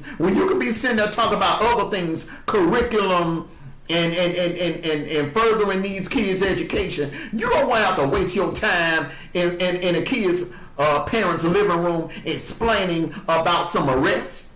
Come on now. Oh, okay, but I'm gonna say it like this right here. And I'll let D-Truth get it. I'll say it to you like this right here. Mark Richt had the same problem. Did it ever stop his recruiting? Yes, it did. It did not. In the end, I'm gonna tell you why. Okay, look at Mark Richt's coaching career. Look how it declined toward the end. That's what I'm talking about, brother. When in 2011, when Isaiah Crowell and Trey Matthews and all of them pulled that dumb stunt with the checks and everything, Isaiah Crowell had the gun issue and everything. All right, the team was stacked.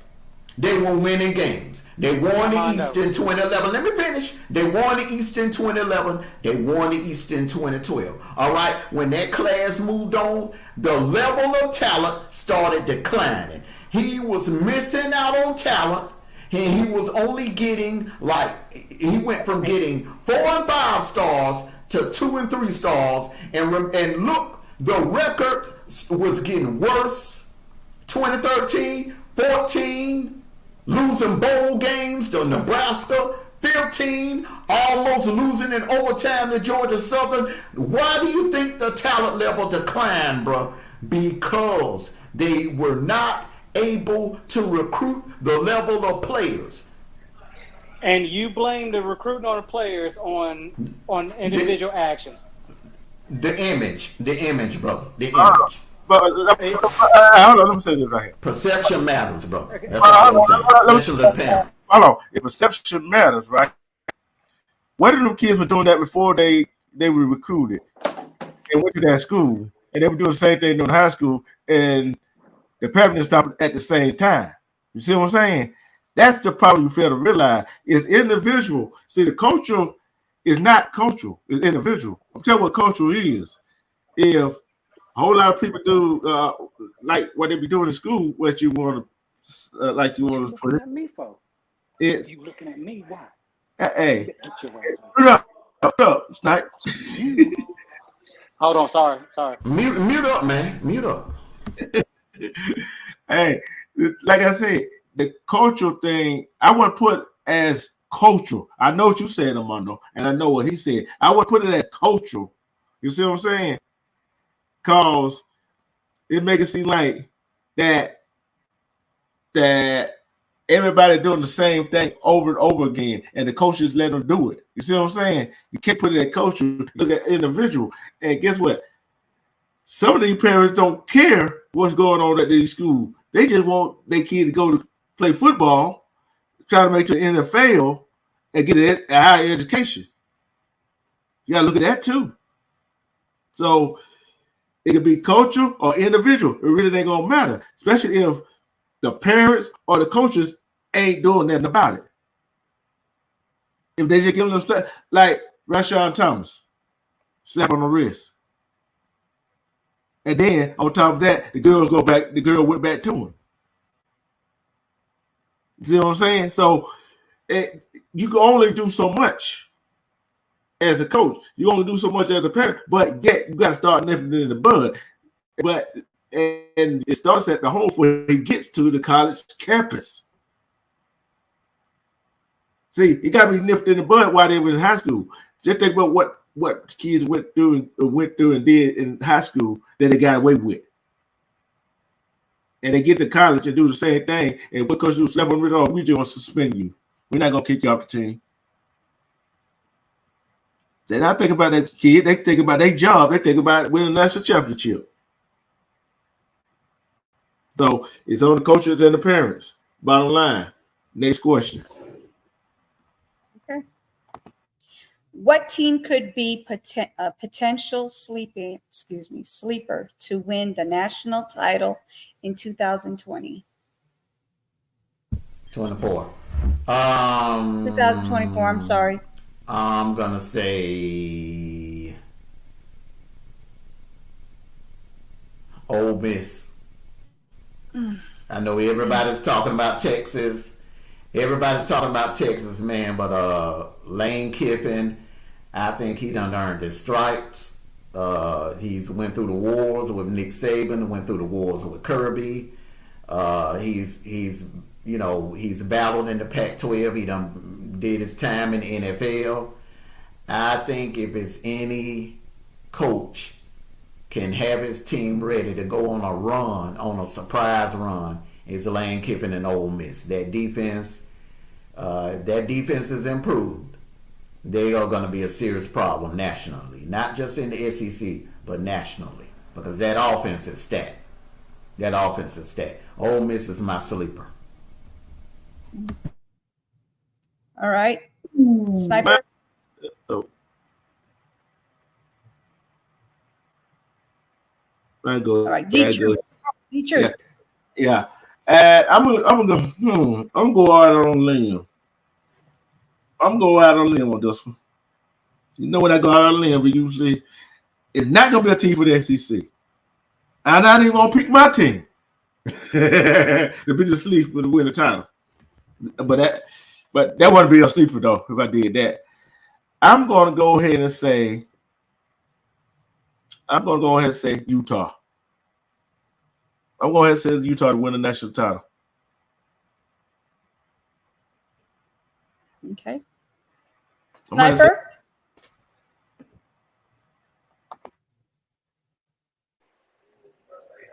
All right, so I think that the team that I have that can be a sleeper team to win the national championship in 2024 could be Oregon. Dan Lanning has got that team back to where it almost got them back to where they need to be. Oregon has a very good chance to win the Big 12 because they have the players, they have the defense. They still working on the defense, but they have the offense. Their offense is very powerful. But that's going to be my that will be my sleeper team will be Oregon. Oregon is in the Big Ten. Big Ten. That's what Yeah. I was about to change it. Hey, we got used to these new conference alignment now. So hey, it's gonna take a while. I guarantee we're not gonna be on one mess up on it. But I'm looking at Ole Miss schedule, and I see Utah schedule, and I see Oregon schedule. It a team that get hot on a roll during the playoff. It's gonna be very, very, very good. Like I said, injury gonna play a part in it. Who is your pick to win this Heisman? All right, you know. So, here's the deal though. Ole Miss. What gets me with Ole Miss is that when they come, it's Ole Miss with the team they got and the coach they got. They should be blowing teams out by 1,000. It's the fact that when they get into a dogfight, they very seldom come out on top. But when they start rolling, they roll big, and that's the one thing. That's one scary thing about Ole Miss is that when they roll big, and they can score points and they can stop you anytime they want to. It's just but when they get into that dogfight or they get into a real street fight, they never come out on top, or very seldom come out on top. Yeah, I noticed that too. B Breezy, yeah, we do this stuff out here, B Breezy. No, Big Breeze. He said we had this level of knowledge, yeah. And to that, go ahead, you know. All right. Who is your pick to win the Heisman in 2020? What? I thought you guys were done. But y'all gotta go ahead and see what y'all doing all this pausing, man. Go ahead and finish up. No. I thought D-Truth was still talking. I mean, we can't. Okay. He told me to go ahead. He was done. Yeah, he said ain't go paying attention, bro. He's done. Armando, don't make me come out there, Armando. Don't make me come out there, Armando. I'm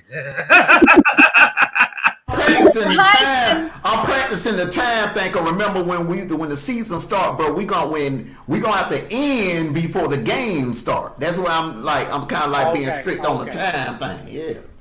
Okay. All right, y'all ready for the question? Go ahead, you know. Doggone it. Okay, who is your pick to win the Heisman in 2024? Carson Banks. And I'm not saying that because I'm not saying that because I'm a homer. I'm saying that because he has the best weapons around him. He has a good offensive coordinator that's going to put him in positions to win. And if he does everything correct, he should win the Heisman this year. Okay. I'm going to go on a little say Jason Dart, Ole Miss. Don't sleep on him. That offense, Lane Kiffin got. Woo!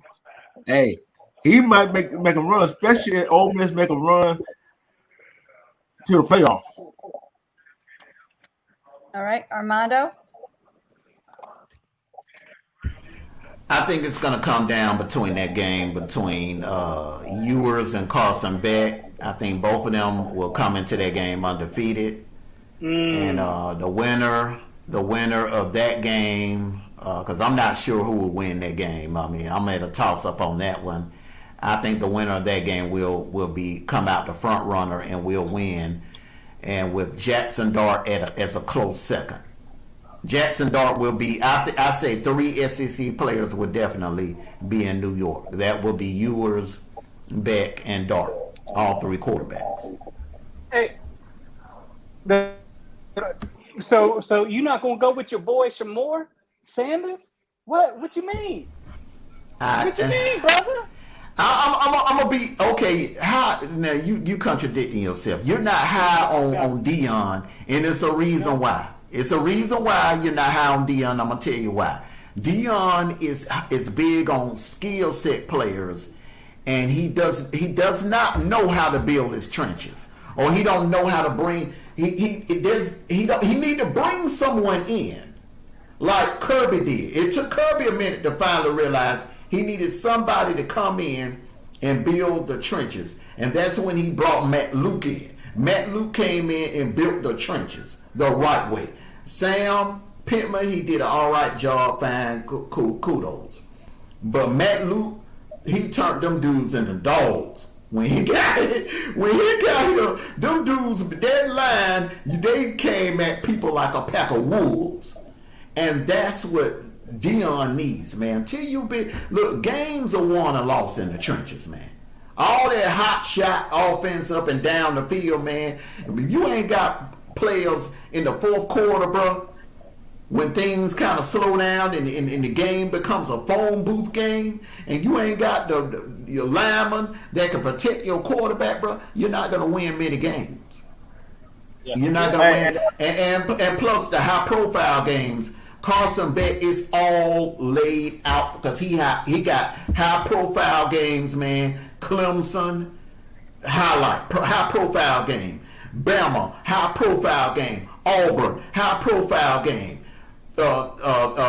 Texas, really Kentucky, going up against Brock Vandagriff. That's going to be high-profile game.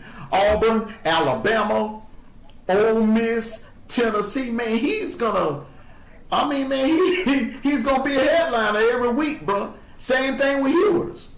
Yeah, they're gonna be headlining, bro. Hey, but just to make it clear, I was just making a joke about Shamor. I would love to have him in Atlanta.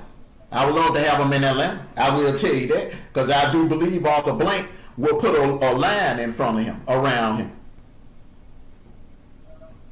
Have him in Atlanta. Oh, you talk. Oh, yeah, okay. Yes, sir. I'm talking about the NFL draft. I wouldn't mind him because that's what you said. Get rid of Michael Penix Jr. I'm not feeling him. I saw what I saw last night. I'm not really feeling him, man. Slow. His speed. He don't. I'm gonna put it like this, man. He good for college, bro, but I don't think he's gonna be able to handle that NFL speed. I don't think he's gonna be able to handle that NFL speed, bro. I don't. Give him some time. Okay, y'all said the same thing about me. Said the same thing about Matt Ryan. I told everybody back in 2000. Hold on. How many seasons did Atlanta have before Matt Ryan got here? Huh? How many winning seasons did Atlanta have before Matt Ryan got here? I'll wait. Well, I give you that. Matt Ryan is the winningest quarterback in the Falcons' history. All right, I give you that. But however, in the words of Vincent Turner, however, Matt Ryan had hella talent around him. And it's not even close, bro. Steve Barkowski didn't have no Julio Jones or no Mohamed Sanu. Yeah. Or no Taylor Gabriel. All right. He had a line, but he didn't have nobody to throw the damn ball to. But man, right Them Butterfinger, Alfred Jenkins and Alfred Jackson, them Butterfinger players, them Butterfingers, man, they didn't get nowhere near. They didn't get nowhere near no Hall of Fame, bro, because they weren't consistent. Hold on. To be consistent, you gotta have your quarterback stand on straight. When you ain't got no line around you, that's a big difference. That's even Man, come on, y'all Matt Ryan levels. Go ahead and make your Heisman pick, bro. We ain't talking about them janky Falcons. We ain't talking about no janky Atlanta Falcons, bro. Come on. All right, let's keep it on college. Let's keep it on college. We're talking about NFL tomorrow. That's what I'm trying to tell you. See, I made my pick. I went Jason Dart, but y'all fail to realize Daniel Gabriel from Oregon is in the Heisman race too. I'm gonna tell you, my Heisman sleeper is Peyton Thorne. That's my Heisman sleeper, and I'm gonna tell you why, Tony. Before you go off on me, next, show me another quarterback that had that defense, our defense on the ropes, like the way he did. Show me another quarterback that gashed our defense the way Peyton Thorne did. I'll wait. Yeah, you ain't got nothing to wait for. I already know that. You are definitely right about that. That's what I'm saying, man. I'm disappointed in you, D-True. I'm disappointed in you, man. You sitting up here picking other players, man, and you ain't even looking at your own QB, bro. Peyton Thorne, and it's now y'all got some dogs on the line protecting him. Man. I'll tell you why. Because I don't want to be a homer. I know what Peyton Thorne can do, especially in the whole year. Out of that offense, what they got coming back. But what do y'all think about? What do you think in the Heisman picture race, Jalen Monroe gonna finish? I don't think I agree with Tony on that, man. I think it's gonna be a drop off. Bama O-line. If Booker is the only, if something happened to Booker, it's gonna be a long season. Woo! He gonna be running for his damn life. If something happened to Booker, he gonna be running for his damn life, man. I'm telling you, bro. Look, man. Not enough marquee games. You got the Georgia game.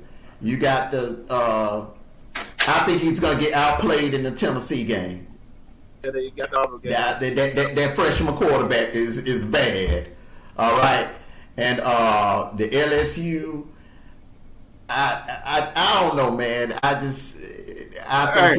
think he was a little overhyped last year, and he kind of got exposed in the Rose Bowl. I think defensive coordinators are going to come into this year. They're going to look at their Rose Bowl film, and they're going to use that for blueprint on how to stop Jalen Milroe. Salute to you, Papa Will. Salute to you, bro. Hi, Y2K. I'm telling you this up right here. LSU, Alabama played this year, right? And you got Garrett, I can't pronounce his last name, Duchamar, whatever his last name is, and Jalen Monroe. They're gonna be Heisman audition right now. They got Cam Ward from Miami in the Heisman picture. Riley Leonard from Notre Dame in the Heisman picture. Will Howard, Ohio State. Then you already know the rest of it. That's the top 10 right there. At top 11, 10 or 11. And guess what? Some of the Heisman predictions out of the SEC. So what y'all think about that? I mean, I'm not trying to be an SEC homer. I just think the SEC is loaded with marquee games, and now with that new ESPN and ABC contract, bro, you can have. They don't care. You look, Georgia's gonna be playing. You know how many night games Georgia got this year, Sniper? Georgia got maybe like 6 night games, 6 or 7 night games, man. Yeah, and that's a highlight. We get to see the phones come out a little bit more. But I Mm. always, but but what it's going to do is, because a lot of the West Coast games are at night. Collegiate. What? A lot of the West Coast games are at night, so that's where a lot of controversy is going to come in effect when it comes to that. Is that because, like the Utah games, it's damn near 12 o'clock when they play. But I can't wait. And yeah, when we got them, And you big on Utah. You big on both of y'all like Utah to make it to the playoffs. D-Troop got me as his sleeper. Cam Rising. You know why? Cam Rising. Cam Rising. Cam Rising, yeah. Let me tell you why, though. I'm going to tell you why. They gave teams fit all for the last 2 years. If it had not been for Oregon, they would have been considered in the top 4. If it had not been for Oregon, those two is a big rivalry. So at the end of the day, they could not get over that hump with Oregon, just as Georgia can't get over the hump with Alabama, which we did one time. So that's why I think that they have potential to get in that top 12, and I think they got the potential to make it to the Final Four. I just say they have potential to do it. I think they got they have more potential to make it to the Final Four or make it to the college playoffs than Colorado did. I'm not a Colorado fan. I'm a Deion Sanders fan, but I'm not a Deion Sanders coaching Colorado fan. All right. Anything else anyone want to say before I ask the next question? Okay. All right. Should Congress pass legislation to regulate NIL deals in collegiate sports? Yes. I don't agree with. You got to realize a lot of these kids that graduate from high school at 17, a lot of us keep forgetting that. How many of our classmates, D-Troop, that walked across that stage at the age of 17 in May and June and August, a lot of them, their birthday is not till September or maybe October. So they're going on campus as a 17-year-old kid, all right? You put millions of dollars in the hands of a 17-year-old kid, 18-year-old kid. I don't agree with that. Some kind of regulations need to be, some kind of boundaries need to be set. I say put the money, have the parents as a co-signer on the money. That's one way. Escrow out. The school should maybe put some of that money in escrow for the kids. So in the event, God forbid, there's a career-ending injury, that money would be right there. Instead of giving them the money, having them to go blow it on in the strip clubs or go buying Lamborghinis. 17-year-olds, a bunch of 17-year-olds all across the country riding in Lamborghinis. That's a recipe for disaster. It really is. You know, they out buying Rolexes. They're not budgeting. They are not ready mentally for that kind of money. They're not. Give them $100,000. All right, and put the rest of it in escrow. That's just my opinion.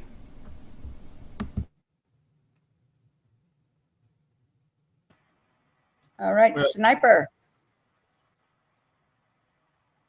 D-Troop. Yeah.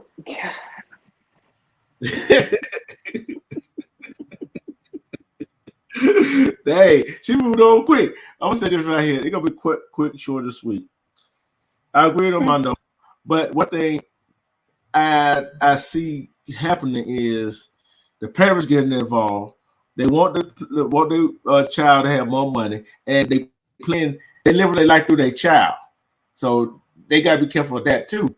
And when you put it that way only this child can get this, and only I don't know how they could regulate, tell them what to spend it on, but they got to regulate how they spend it and where they spend it, which is hard to do, which ain't gonna work. But they got to have a legislature have something where what certain amount they can get and what they cannot get, and how much they can get what per month. See, I put per month or per week. They shouldn't have that much money on them a month. They go do what they want to do and blow it. Before they get their money, they got to have some financial training. Because we know some of these students that get these money do not have the financial capability. I don't care how old they are, how young they are, because where they came from, they didn't have that stability of financial security. So now you get there, they got to have some kind of way to show that they can handle it and some financial guidance somewhere. That's what I say. Okay, Sniper. Yes, I'm here. Hold on. I'm here.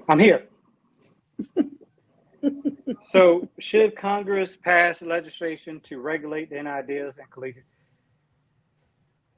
Yes. And I'm saying yes. The only reason because I don't want the NCAA to get involved with it.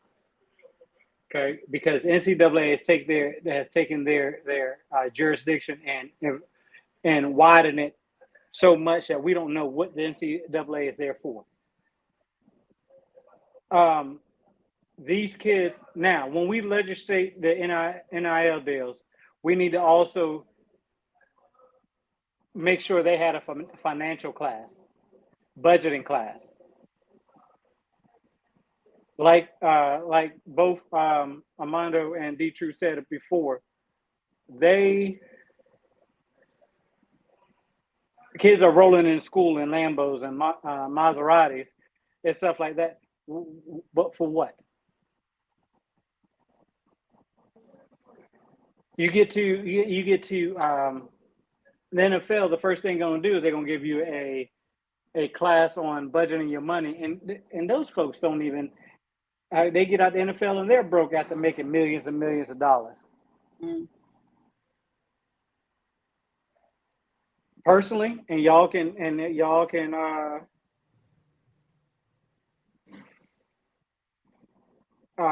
get mad at me if you want, but I didn't believe in the NIL deal to begin with. I believe that the school, they was making money and they were giving these kids bare minimum to survive. Even on scholarship, they still making bare minimum survive. They should have upped whatever they receive and receive from the games and from the alumni and stuff like that. They should have divvied that money up a little bit better. But giving these kids millions of dollars at the age of 17, 18, and then we wonder why, Armando, it's a culture thing when they get in trouble. Now we wonder why these kids are getting in trouble stuff because you're giving them the key to get in trouble because when it comes money, it comes problems. So at the end of the day, Congress should legislate that, but we give kids more than what they need, and they're gonna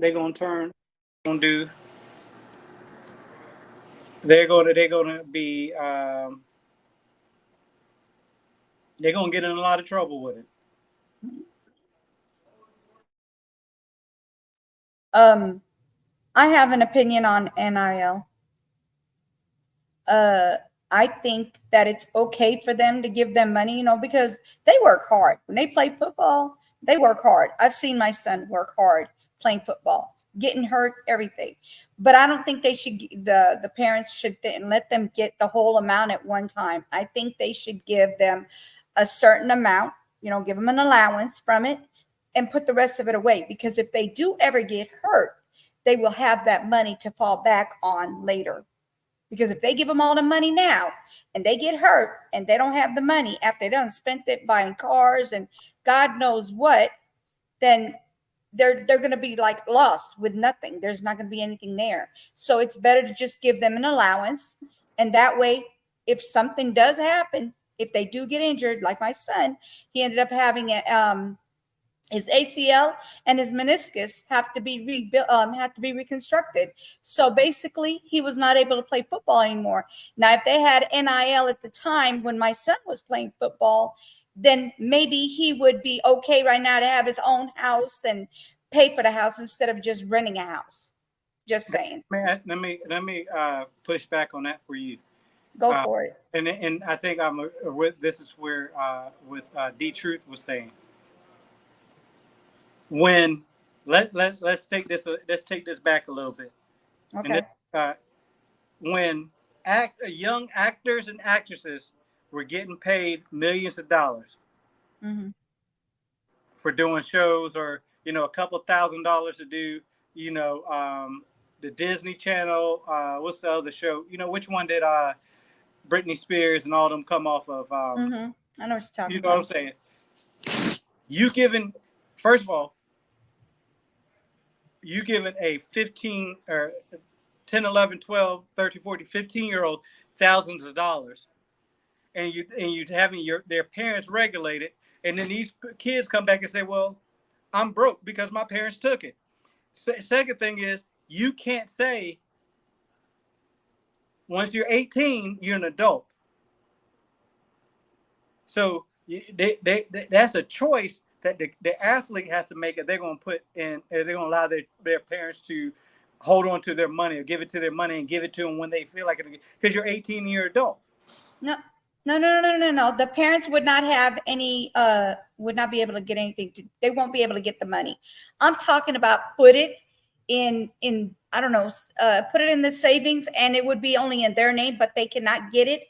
There's a stipulation as far as when they could get it, but the parents cannot get any of the money without the child becoming of age. But they can get only, like I said, an allowance.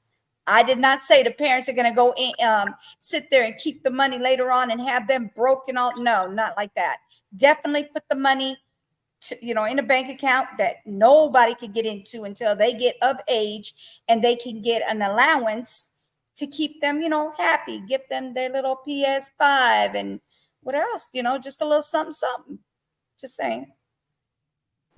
I just want to say this. That goes back to what I was saying. I feel like give them $100,000 draw. Okay, $100,000, man. Come on, 17, 18 years old. $100,000 should carry you a long way. $100,000, and put the rest of the money in escrow. All right. Each year, give them $100,000 draw. Put the rest in escrow, so it's adding up. Yes. And by the time they're ready to graduate, all right, they'll have enough money to do whatever they eat. Even if they decide not to go in the NFL, they should have enough money that could carry them for the rest of their life. Yeah. Well, the NIL came late for my son because, like I said, if he would have had the NIL option, if they had that back then, my son would be better right now because he did get hurt playing football. So just saying.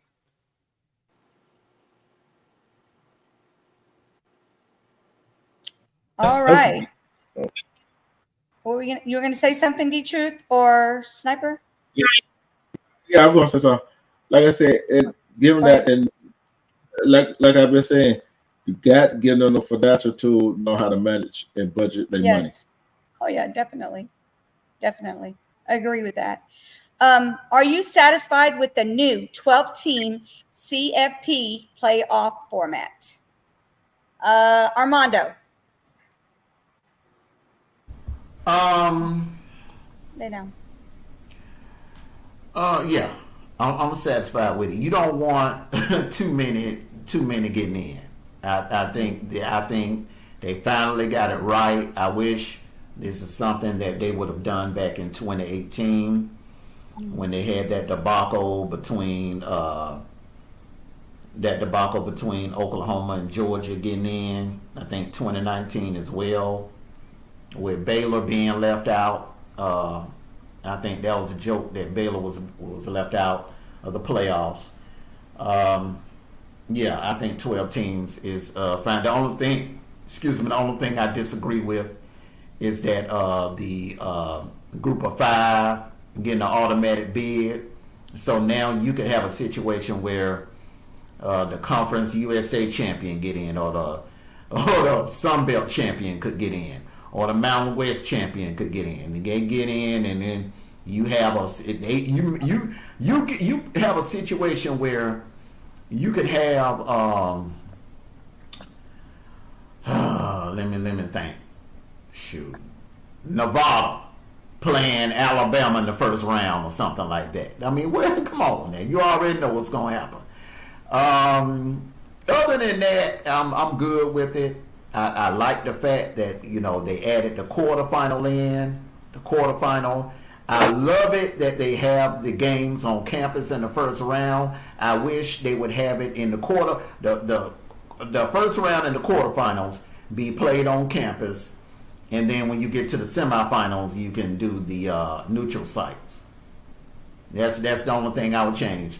The campus on the first and second round, and the best teams. So adding a group of 5 is the 12 team. You're taking up space from a team that I felt like you're going to have some situations where that 13 team is a hell of a lot better than that group of 5 team. All right. And hello, Rimrock. Okay, Sniper. You know what? I think Armando is racist against the other, the smaller schools. He's such a racist against smaller schools. Oh, man. Hey, listen. At the end of the day, yeah. Do not disrespect Armando. Thank you. Go ahead. First of all, this is sports, and you allowed to disrespect whoever you want to disrespect. All right, so you keep your you keep your gingerbread self over there. Now, that's what I'm saying. I can't stand you, but go ahead. Okay, so I wish it went to 8 instead of 12. And the reason why I say that is because it leaves the door open for the smaller schools to get in. But again, just like we mentioned earlier, because Rinrock says he has his 12 best schools, and I have my 12 best schools, and somebody else had their 12 best schools. Who's determined that is the 12 best schools? Is it because of the team that they play, or how many stars they got on their field, on their team, on their team? Because I don't believe in the star system neither. So at the end of the day, I wish it would have been 8 instead of 12 to expand it, and then and had that for a couple of years, and then because right now, and again, I think they did it at the wrong time, because now you got these conferences that has only 2 teams in it. You got these conferences that have bulk of the college teams in it, and teams like Notre Dame, who's not even in the conference. So how do you know they're the best school in their conference? Because they don't have a conference. Teams like, like Tulsa, they could go undefeated. Why can't they get in? Because Armando's racist to them. So no, I'm not satisfied with the new playoff format. I would like to see if there's a is there going to be a format that says who is the best schools? What are they going to looking at to be the best schools? It better not be how they did when they had the BCF playoffs, when they said, oh, it was computerized. They got to have a format to state that who's the 12 best schools and how we're going to make it watchable.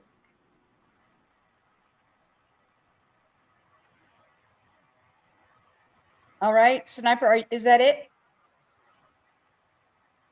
D-Truth. Yeah, I think I'm on the fence with the 8, but I love the 12 because you do not know what's going to happen. Because if a small school get in there, like I said, they do not have to lose. If they play a big school, the pressure on the big school to win to get to the semifinals. The pressure on them, not the other school that they're playing. Because the other school come in and play loose, and we don't have seen some schools go to somebody else's house and upset them. We have seen that. So it's gonna be good. I'm ready. I don't know about y'all. I'm ready. And hey, I'm satisfied with it. Hey, what you just said, it sounds good. It sounds good. But in real life, in our lifetime, we've only seen that happen in the months of August or September. Ain't no Tulsa or no dang Boise State or no Nevada or no Coastal Carolina going to Tuscaloosa in December and winning a playoff football game. That ain't happening. that ain't happening, brother. Yeah. They're getting lucky. They're getting lucky. Yeah. The clock is right, twice a day. That clock is only going to be right in the month of August and September. That's the only time I've ever seen that crap happen in my lifetime. Okay. This is If you get over injuries, go ahead, Scott. Hey, listen. This day and age, like I said before, I believe that a Tulane or a Boise State could go to Tuscaloosa in October and give them the straight. We talking about December, brother. We talking about December, the playoffs. And December, the playoffs. You know why? Because again, I just said it was going to be their down year. They might not even make it to the. But why not? And this is a question I have, and I understand what you're saying. These teams get in, and then they face a Clemson, they face a Georgia, or Auburn, they face a Florida State, whatever have you, and they get that, and they get beat down. I understand it, but guess what? They played their asses off all year long. So should we make another bracket for them just because you think that they shouldn't make it to the big boy bracket? They put their pads on the same way as everybody else. They hit just because, I got this many 5 stars on my team doesn't mean a 5-star can't beat, or a 3 stars can't beat 5 stars. And again, the 5 stars really doesn't matter. That's just for publicity. You done seen 5 stars get swallowed up in the depth chart, thinking that they're better, and we don't see them for 2 or 3 years.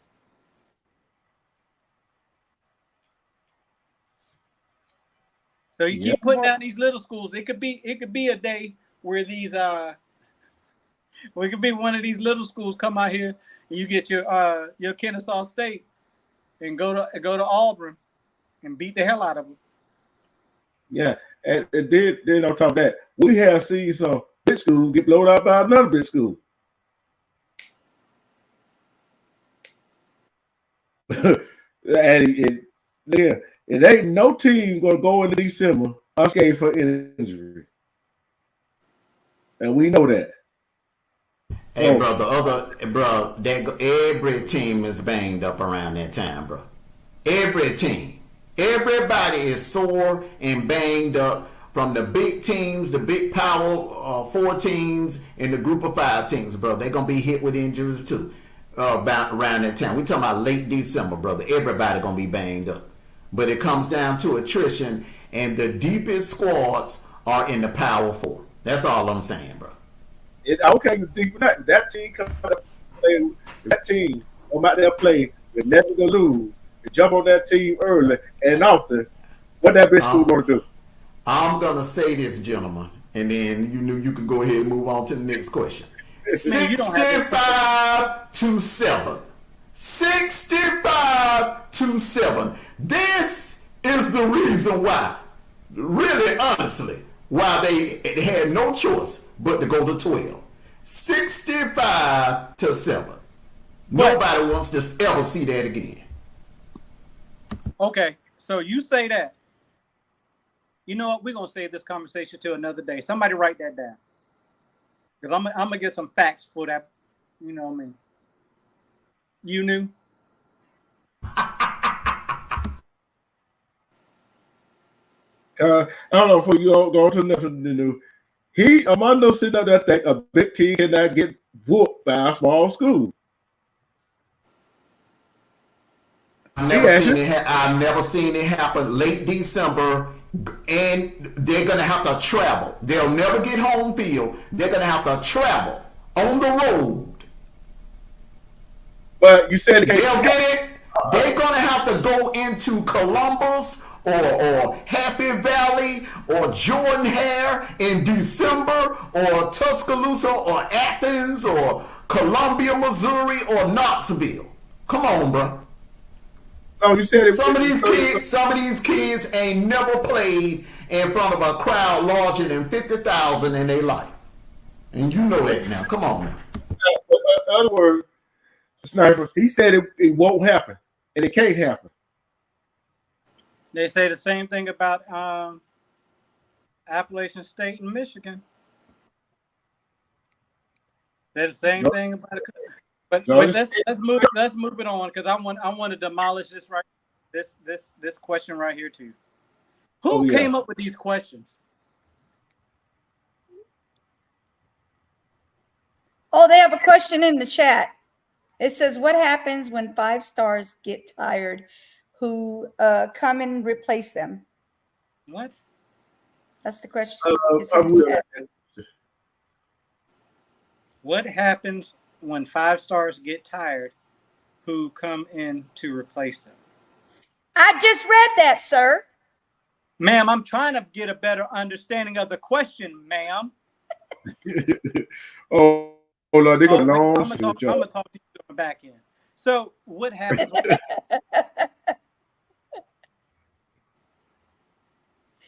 I'm in trouble. That's okay though. All right. We're going to go with the next question. Could the 2024 Iron Bowl be a potential play in a game for a CFP playoff spot this year? D-True. No. I would say no. I'll tell you why. Alabama had lost a lot of recruit. The first year head coach, guess what? They is not gonna be sniffing them without going playoff. They ain't gonna be nowhere near close to getting into the playoff. That's my take on it. Because what are they gonna be playing for? Playing to see what kind of recruits they gonna get in? No, they gonna be no playing game for the playoff. Because when Auburn get through their season, they already in the playoff. They're just gonna be Alabama just to beat them.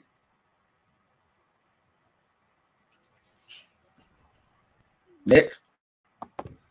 Well, you must have been playing some EA Sports, ain't you?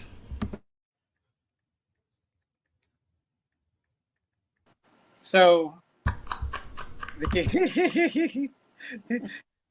in the game. The Iron Bowl has nothing to do with playoffs. It won't have anything to do with playoffs. That's like saying Georgia Florida game is going to be a potential spot for the playoffs. Like, come on, who wrote this question? Who was the editor of the questions today? Because this question right here needs to be kicked out. Anything can happen, brother. Anything can happen.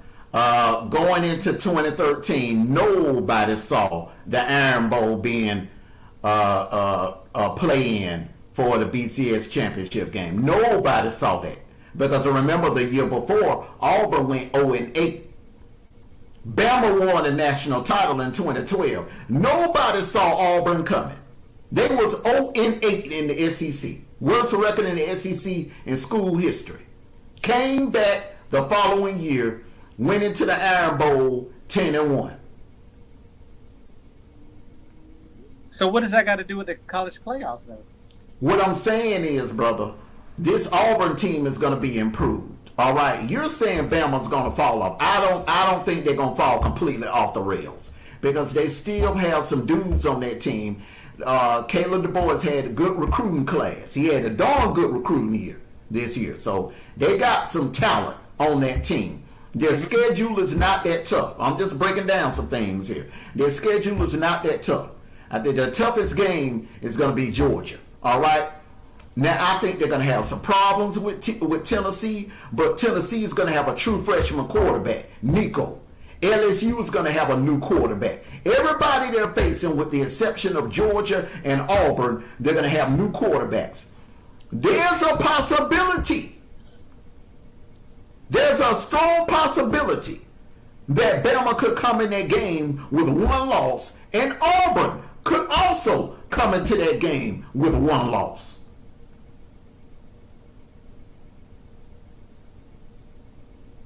If you look at Auburn's schedule, bro, you look at Auburn's schedule, all right, their toughest games are on the road, all right?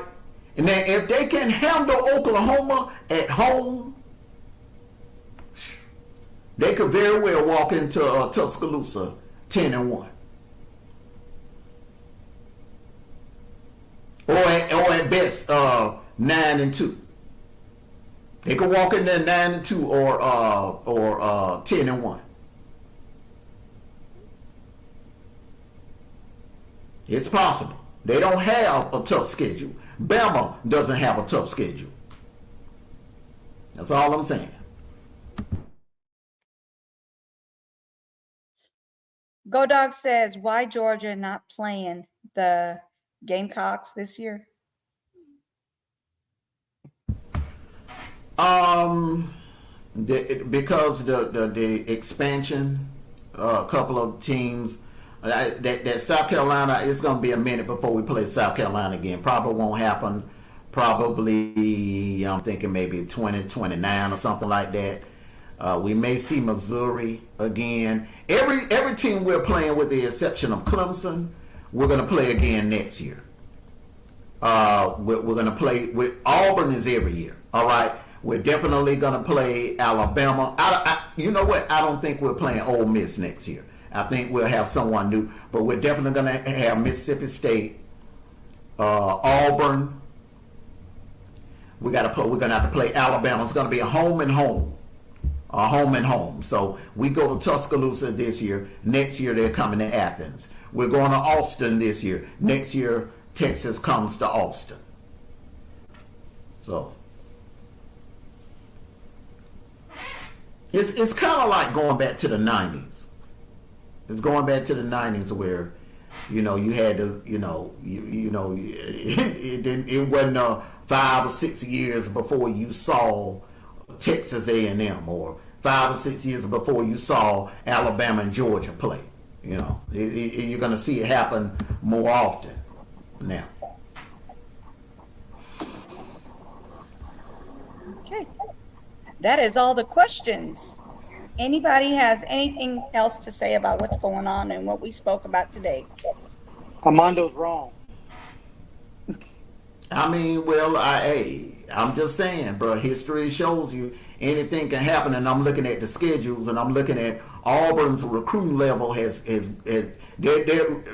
Freeze is a recruiting on another level. He's flipped players from Bama, he's flipped players from Ohio State, and he's flipped players from USC. Hugh Freeze is a damn good recruiter. But I don't think the Iron Bowl is going to have nothing to do with the doggone playoffs. No, you didn't understand the question, bro. It said, could it be a potential play-in game for the CFP, meaning that could both of them go in with good records, all right, let's say both of them are like ranked 13th, and the winner could move up when the next polls will drop, the next playoff polls will drop, could move into the 10th or the 11th spot. That's all I was saying. Right Because now, it's the season finale. It's the last game of the season. It's the season finale, and I don't think either one of them will make it to Atlanta. You understand what I'm saying? So one of the two could have a chance to earn a playoff spot without even going to Atlanta.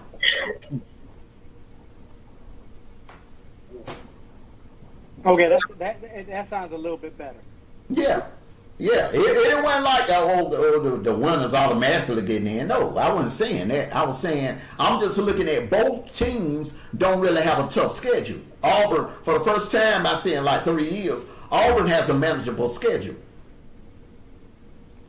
And they have the talent to go toe to toe with a lot of teams on their schedule. Now I think Georgia's going to be a problem.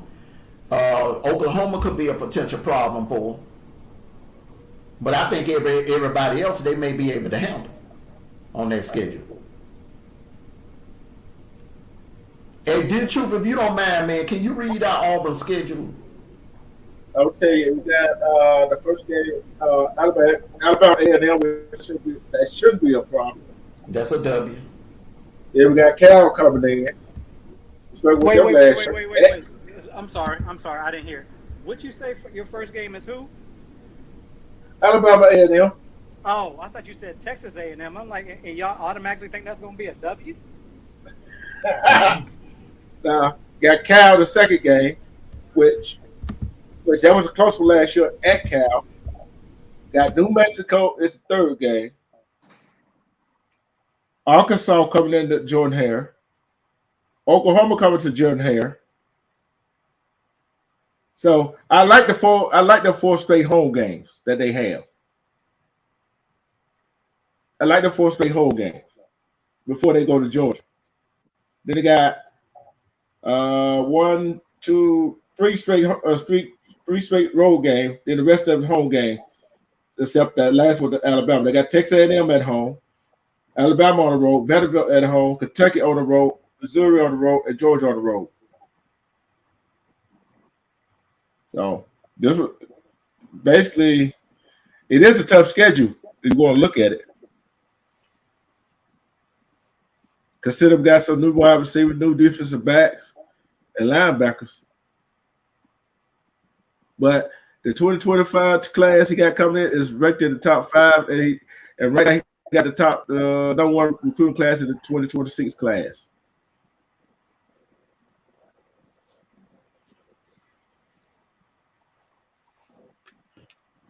I think that Auburn's hardest games, you got A&M, Oklahoma,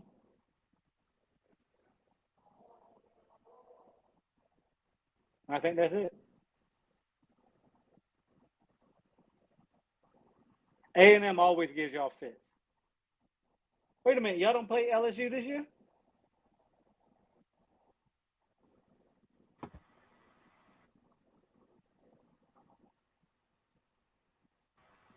Nope. You don't. Their 2 toughest games are going to be Georgia and Missouri. All right, Georgia. so you don't think they got Georgia. Go ahead. Oklahoma? You got to add Oklahoma to that too. I don't.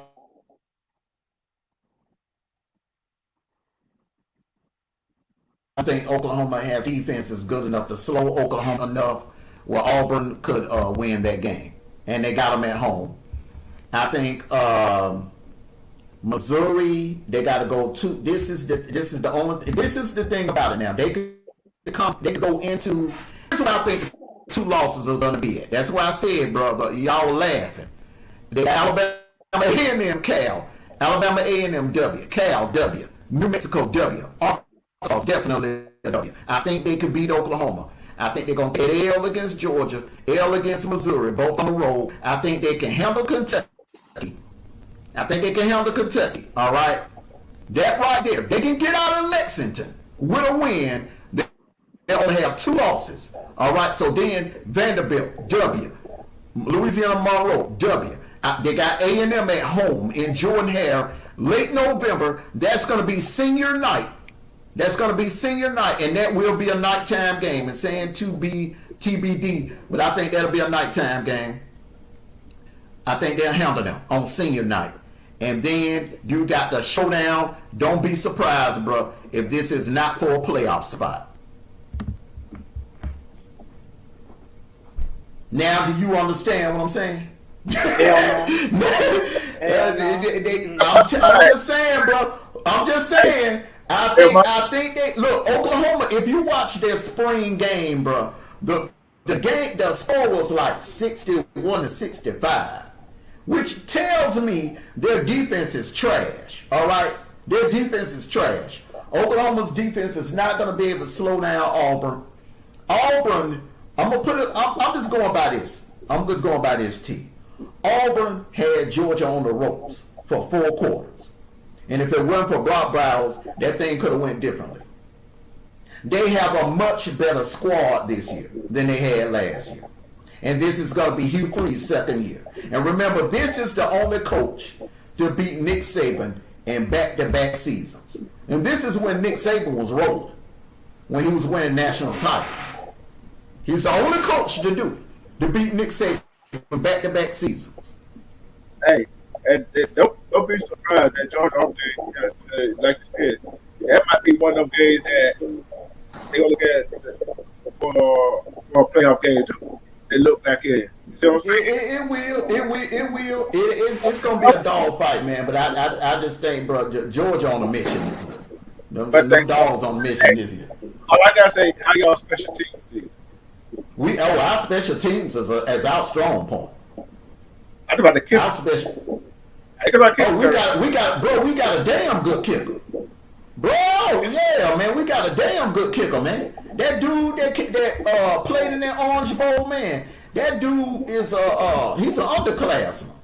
He was a freshman last year. He was a freshman, man. Yeah, man. Our special teams is, man. Look, the only little slight, and I say slight question mark, would be the D line. But I'm hearing, man, we got some dogs on the D line. I'm hearing, man, ain't no flaws on our team, bro. And ain't no flaws, and they're deep. They're deep at every position. Look, Georgia could lose Carson Beck and still be out, because Jay Rashada, he's having a damn good camp. Damn good camp. Well, I'm saying for all the teams. Camp could be, Camp don't mean a damn thing we get. You can move that goalpost all you want to, bro. But talent matters. Talent matters, bro. Talent matters.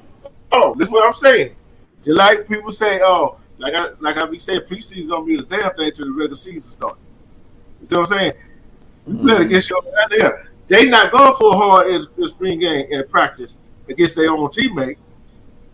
You see what I'm saying? So it's a different way getting another team out there. Iron sharpen iron. You know why Val and Lynette was so good? Because the teams were good. When you got a team that's as good as Val and Lynette was, and we were practicing against each other every day, Monday through Thursday.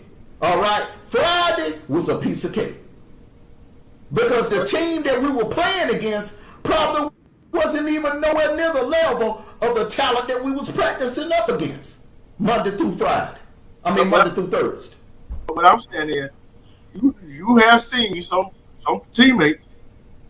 You have seen some teammates raise hell on doing the practices, but getting in the game, it can't do a damn thing. Yeah, we had some players like that, a couple of players like that, but they ass got transferred up out of there. Juju Robinson and Matt Landers and folks like that, we got them up out of there. Hey, hold on. That's why I don't go by spring practice and all that stuff. I have to wait for the season to start. I just know what we working with. I just know what we working with, but I know what y'all working with. Y'all ain't the same as you were last year. Y'all gonna be a problem this year, man. See, Sniper don't understand that. He's thinking he's looking at the damn Auburn for the last 2-3 years. That you ain't. I'm telling you, you are not gonna see that Auburn, that same Auburn team. You're gonna see a different Auburn Tiger team this year. I'm telling you now. I'm going to say this, and I mean this with the purest and most loving heart out there. Don't be telling me what I know and what I don't know. You laughing at Auburn, bro. You laughing like they don't have a chance in hell of getting in the playoff. I didn't know. Wait, first of all, that did not come out of my mouth.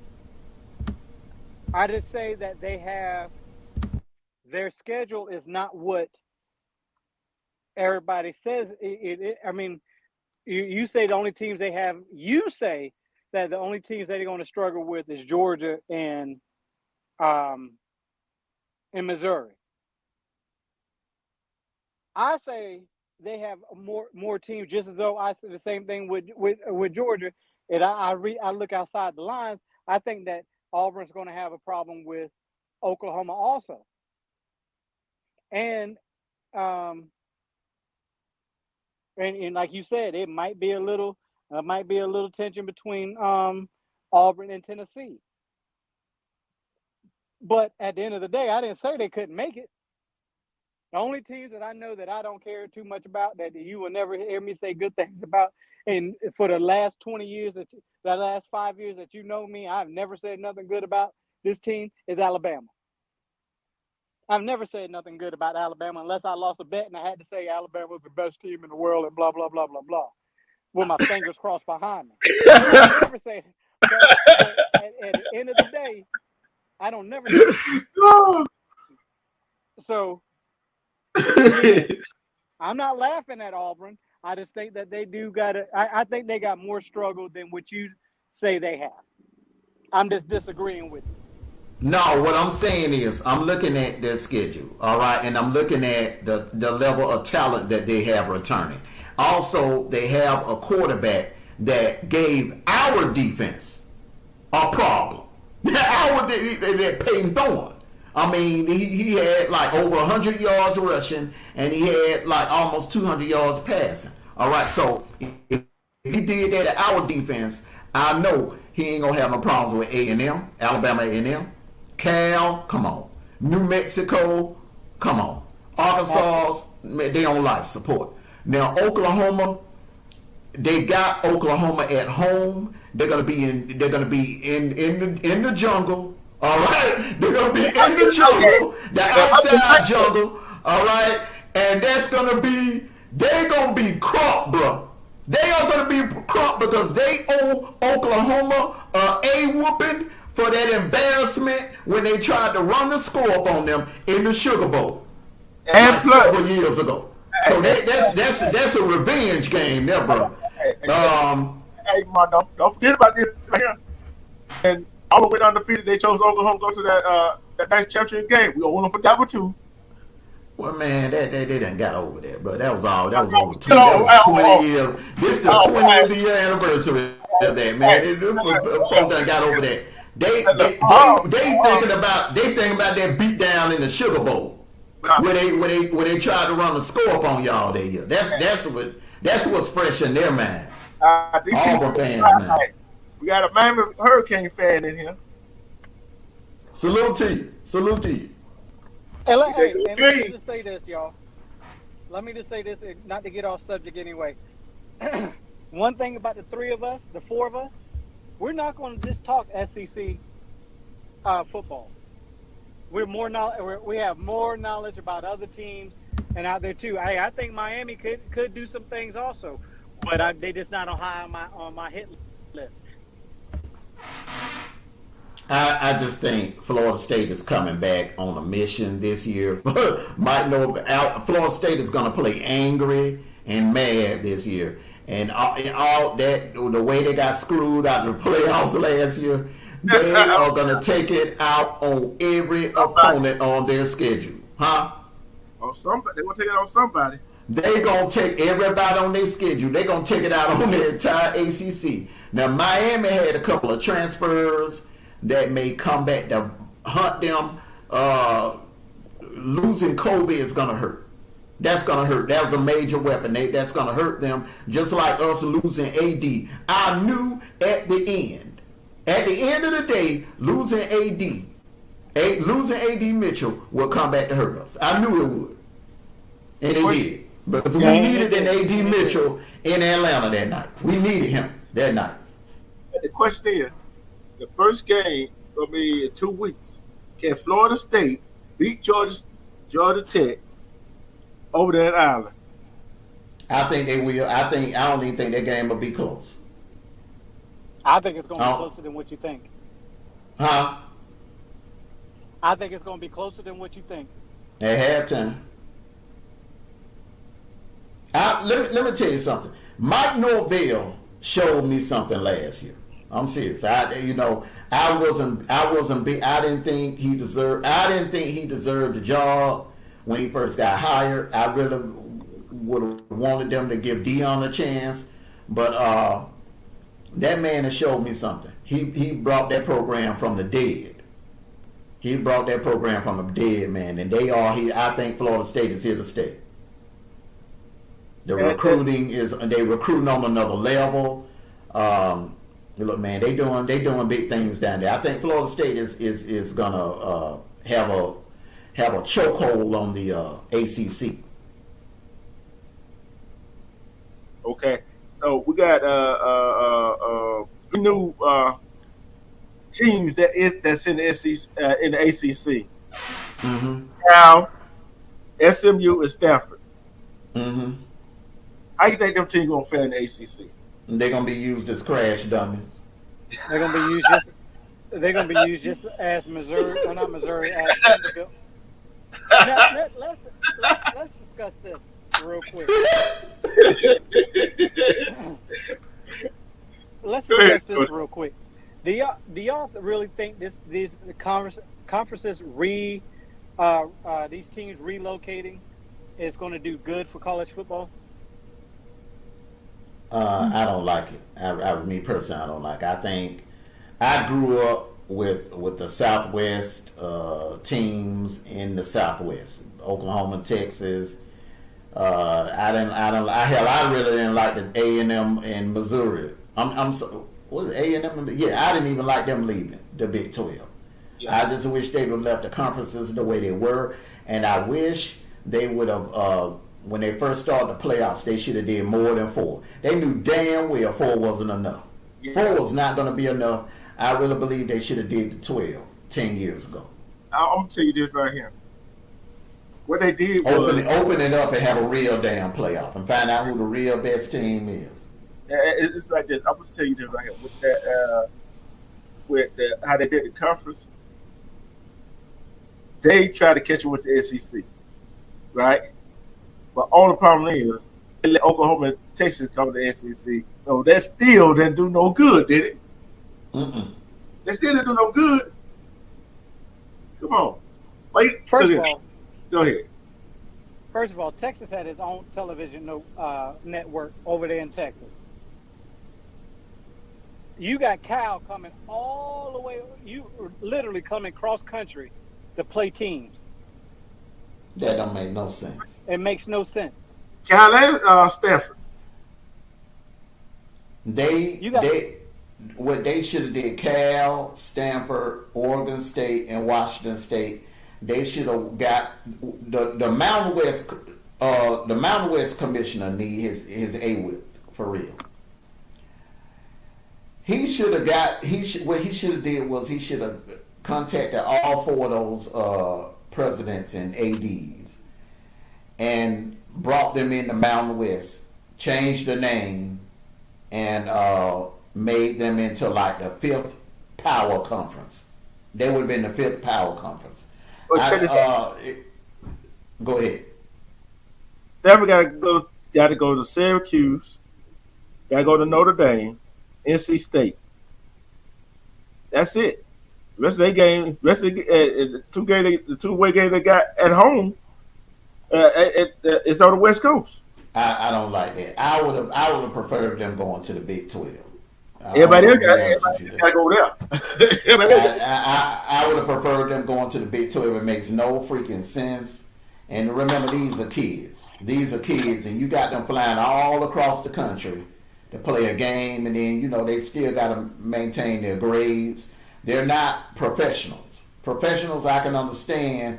Yeah, I mean, it reminds me of, man, when the Falcons was in the Western Division, was in the NFC West, and had to fly all the way from the East Coast to play the Rams one week, and then the next week had to fly all the way to play the 49ers, and then come back, play the Saints, fly all the way out there and play. And I mean, just it didn't make no sense, man. It really didn't. Even the Braves too. They had the Braves in the Western Division for a while. I mean, you got one conference with 2 teams in it. I thought they gonna be part of. I forgot what conference that is, but I've got it. I think it's the Mount West right now. They well or go independent. Yeah. I mean, if I was Stanford and Cal, man, I would have just been independent, like Notre Dame, before I, became, traveling. You flying students all across the country like that every other Saturday. That makes no sense. I don't agree with that. All of that conference realigning, I don't agree with it. I never agree with it, man. They should have kept everything. We grew up with a Pac-12. We grew up with Pac-12 after dark. We grew up on that, man. You know, it's on the, Yeah. You think about it like this right here. Cal is going to have one of those seasons where they're going to be tired. You have that jet lag from coming from all the way from Cal to come over here and play doggone Clemson. Mm-hmm. You know what I'm saying? You got these conference, even going from Georgia to Texas. That's a disadvantage already because of the travel. And then you take it, and then I'm all about tradition. Tradition, like Oklahoma playing Oklahoma State. What is it? What's that called? The Red. yeah, River Pirates. Yeah. Why take that away? Yeah, but you got 3 independent teams right now. You remember we used to be more than that, right? UMass, Notre Dame, and Connecticut's on the 3 independent teams right now. They don't have no conference.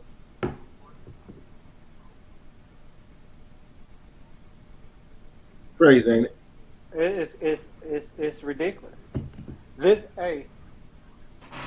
This is my homework that I'm going to give you because we got 2 weeks until our first game. Mm-hmm. When we come back in on this next Friday night, I want your top 12. All right. Everybody had their top 12. Mm-hmm. and that includes you too, you knew. Okie dokie. Okie I dokie. will do that. And that goes for the chat also. The chat, make sure you have your top Uh-oh. 12. Woo! Boy, hey. And you knew you can have your boys help you out if they watch college football like we do. Okay. Yeah.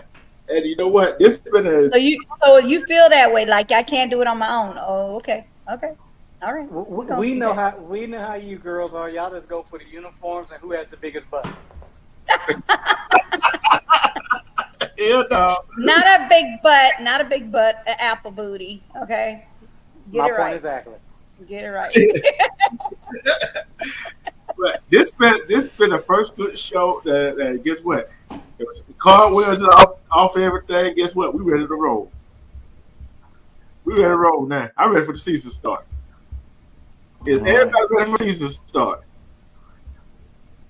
Yes. I'm ready. Oh yes, bro. I'm ready. I'm ready for this one. This is gonna be fun. Every week is gonna mean something. Every week is gonna be very important. This is, you know, all of that, you know, like, well, this Saturday don't mean nothing. No, every Saturday counts now. Every Saturday counts. Mm-hmm. But I got a problem with somebody. I say if oh, you're ready for some football, y'all ready for the start. Everybody said yeah, except for one person. Yes. Yeah. I'm ready for football. Yeah. Let's go.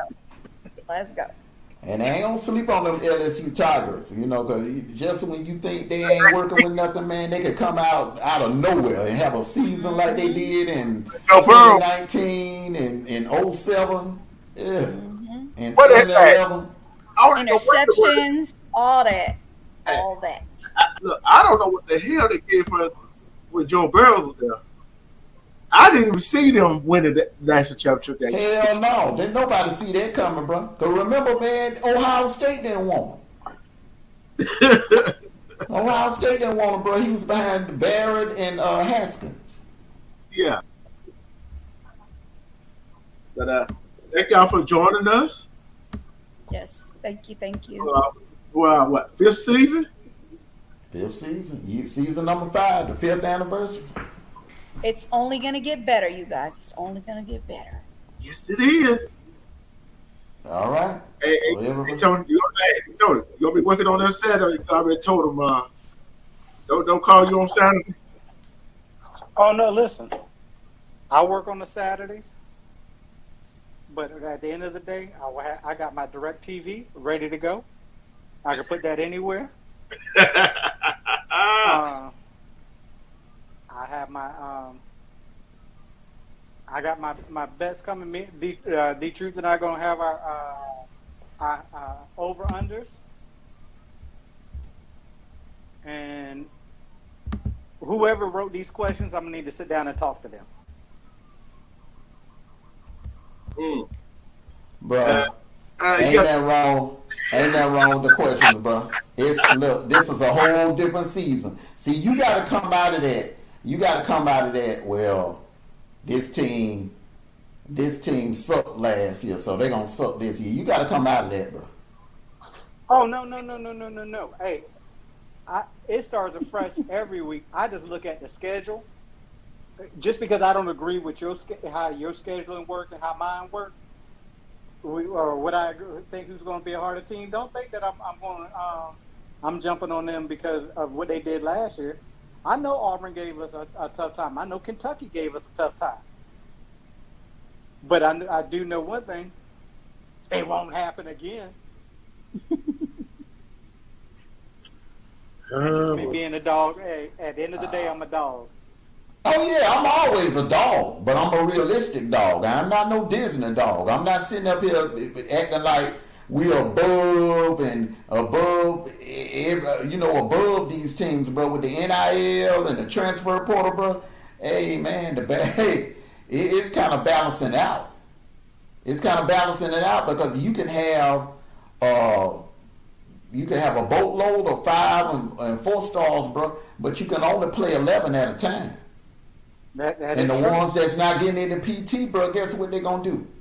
Hey, Coach Freeze, you think I got a chance of starting down there in Auburn? Yeah, come on down there. We'll try you out. See what you're working with. We'll flip the whole bunch of them. Yeah. Hey, but y'all do notice, right? A lot of these stars are not going to, and I'm gonna say there's a good amount of these 5 stars and 4 stars who transfer out of schools. They're really not going to big name schools. They're going to schools where they can be noticed and get that starting position. Because you look at the NFL draft, there's a lot of schools that we have in Montana State. They getting kids drafted from there because they went to a school where they were the star. Think about the schools where Shannon Sharp came from. He didn't come from no big name school. Savannah State.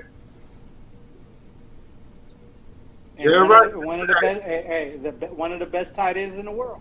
Jerry Rice, where he go? This is Mississippi Valley State. You know, so Hey. we and that and you know, and next week we're gonna talk about some things where about these small schools that that Armando don't like. Oh, you mean what I be It, telling them? it ain't that I don't like. I ain't finna look. They can come in and have a 15 minutes of fame and catch somebody sleeping in early September, but I don't see it happening in no late December. But hey, In the playoff atmosphere, bro. I don't see it happening, bro. Mm-mm. they come in and do that, but that they gonna be looked at like, oh, they slipped up. Oh, they don't slip up. You know what I'm saying? But hey, any given Saturday, Any given Saturday, yes, sir. We got look, man. Hey, ABC and ESPN gonna be on fire this year, bro. NBC, we go hey, don't forget about NBC. Gonna be on fire too. NBC ain't carrying no SEC games. They came to Big Ten. Yeah, the Big Ten, Fox. Now that man, what? So okay, so yeah, so they got Notre Dame games. They got the Big Ten. The Big Ten gonna be on CBS. The Big Ten gonna be on Fox. The Big Ten gonna be on NBC. The Big 12 is going to be on what? What the Big 12 on? CW, the ACC. Oh, you know what? My bad. The Big 12 gonna be on the Fox Sports Network, and the ACC got a contract with ESPN and the CW. You're not gonna know where to look. I think there's going to be a lot of. I think this year is going to be a lot of good games, Hey, and not too many blowouts, not too many. You know, I think when it comes to the over under, I think a lot of these teams, it's going to be closer than what most people think. You know how with some of these teams, you be 24-point underdog. I don't think it's going to be that way too much anymore. I'm gonna tell you what. This is the stations that the Big Ten gonna be on: Fox, FS1, Big Ten Network, CBS, and NBC. Yeah. And the Big Ten football championship game, we already know gonna be had on Fox. So hey, LSU is going to be all over WAFB and we already know Yeah. we already know what channel they're gonna be on. mhm. And the Big 12 is gonna be on the ESPN network.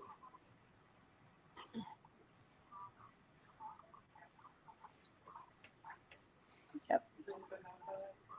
So will so will ACC.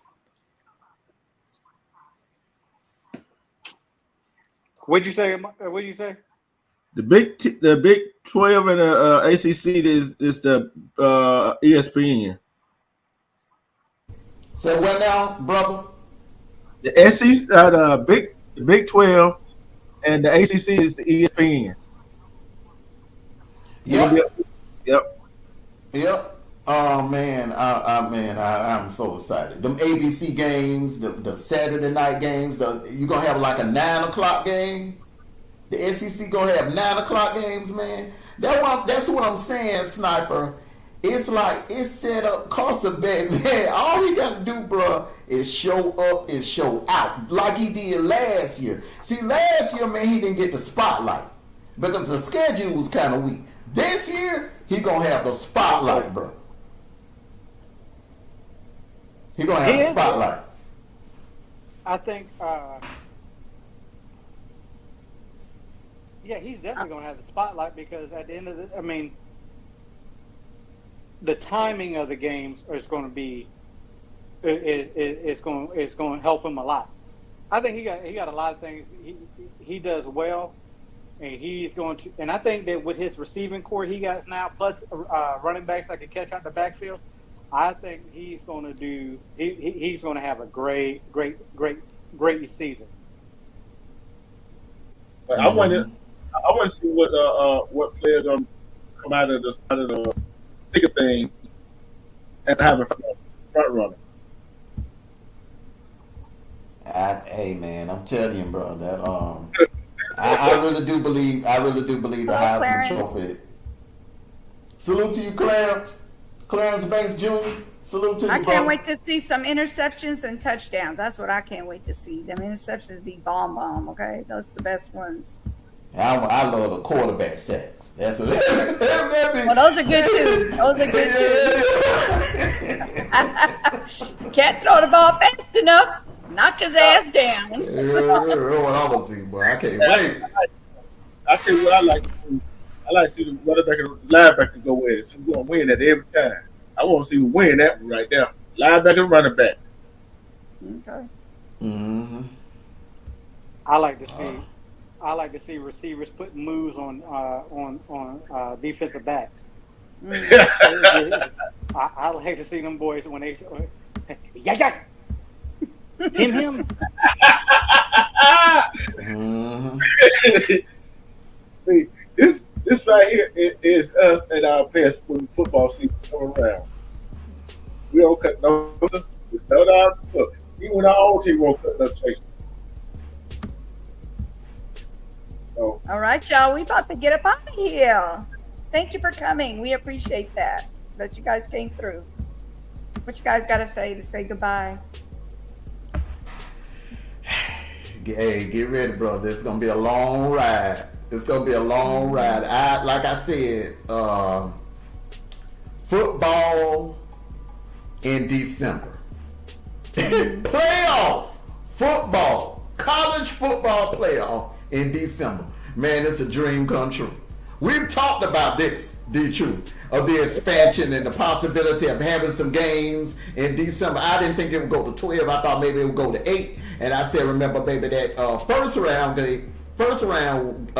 games could be played on Christmas. Remember?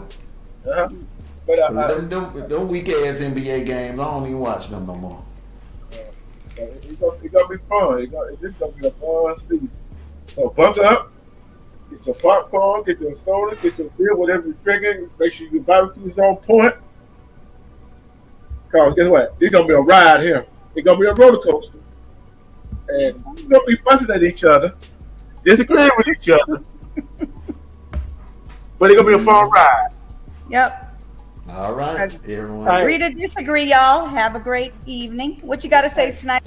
Hey, listen, and I'm clearing this up right now. Here we go. Yeah, clearing this up right now. Don't bring your whining, sorry team to the table if your team is losing and you want to come up with excuses and cry.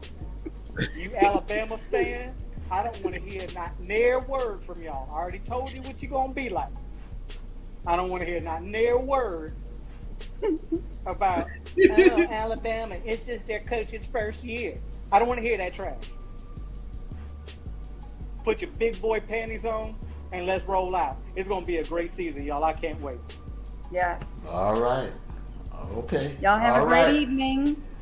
For my, You ain't gotta go home, but you gotta get up out of here. Just kidding. Well said. Everyone take care of yourselves and each other. See you next Saturday. Peace and blessings. Love you all. This has been First and 10 Sports Show. For D-True, Sniper, you knew. I'm Armando Black. Peace and blessings, everyone. See Good you night, next Saturday. everyone. Good Good night. night. Peace.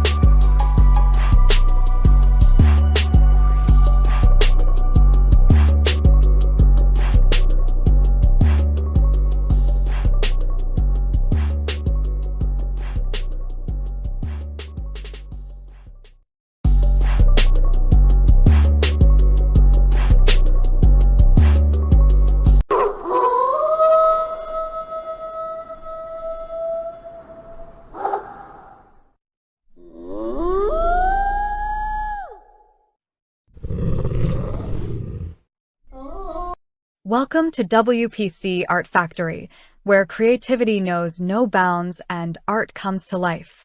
The t-shirts, hoodies, shorts, leggings, and cups here are truly unique. Here at WPC Art Factory, we pour our hearts and souls into every creation. It's not just about making art, it's about making a statement. We strive to push the boundaries of creativity and challenge conventional norms. That's what sets us apart. WPC Art Factory has something for everyone.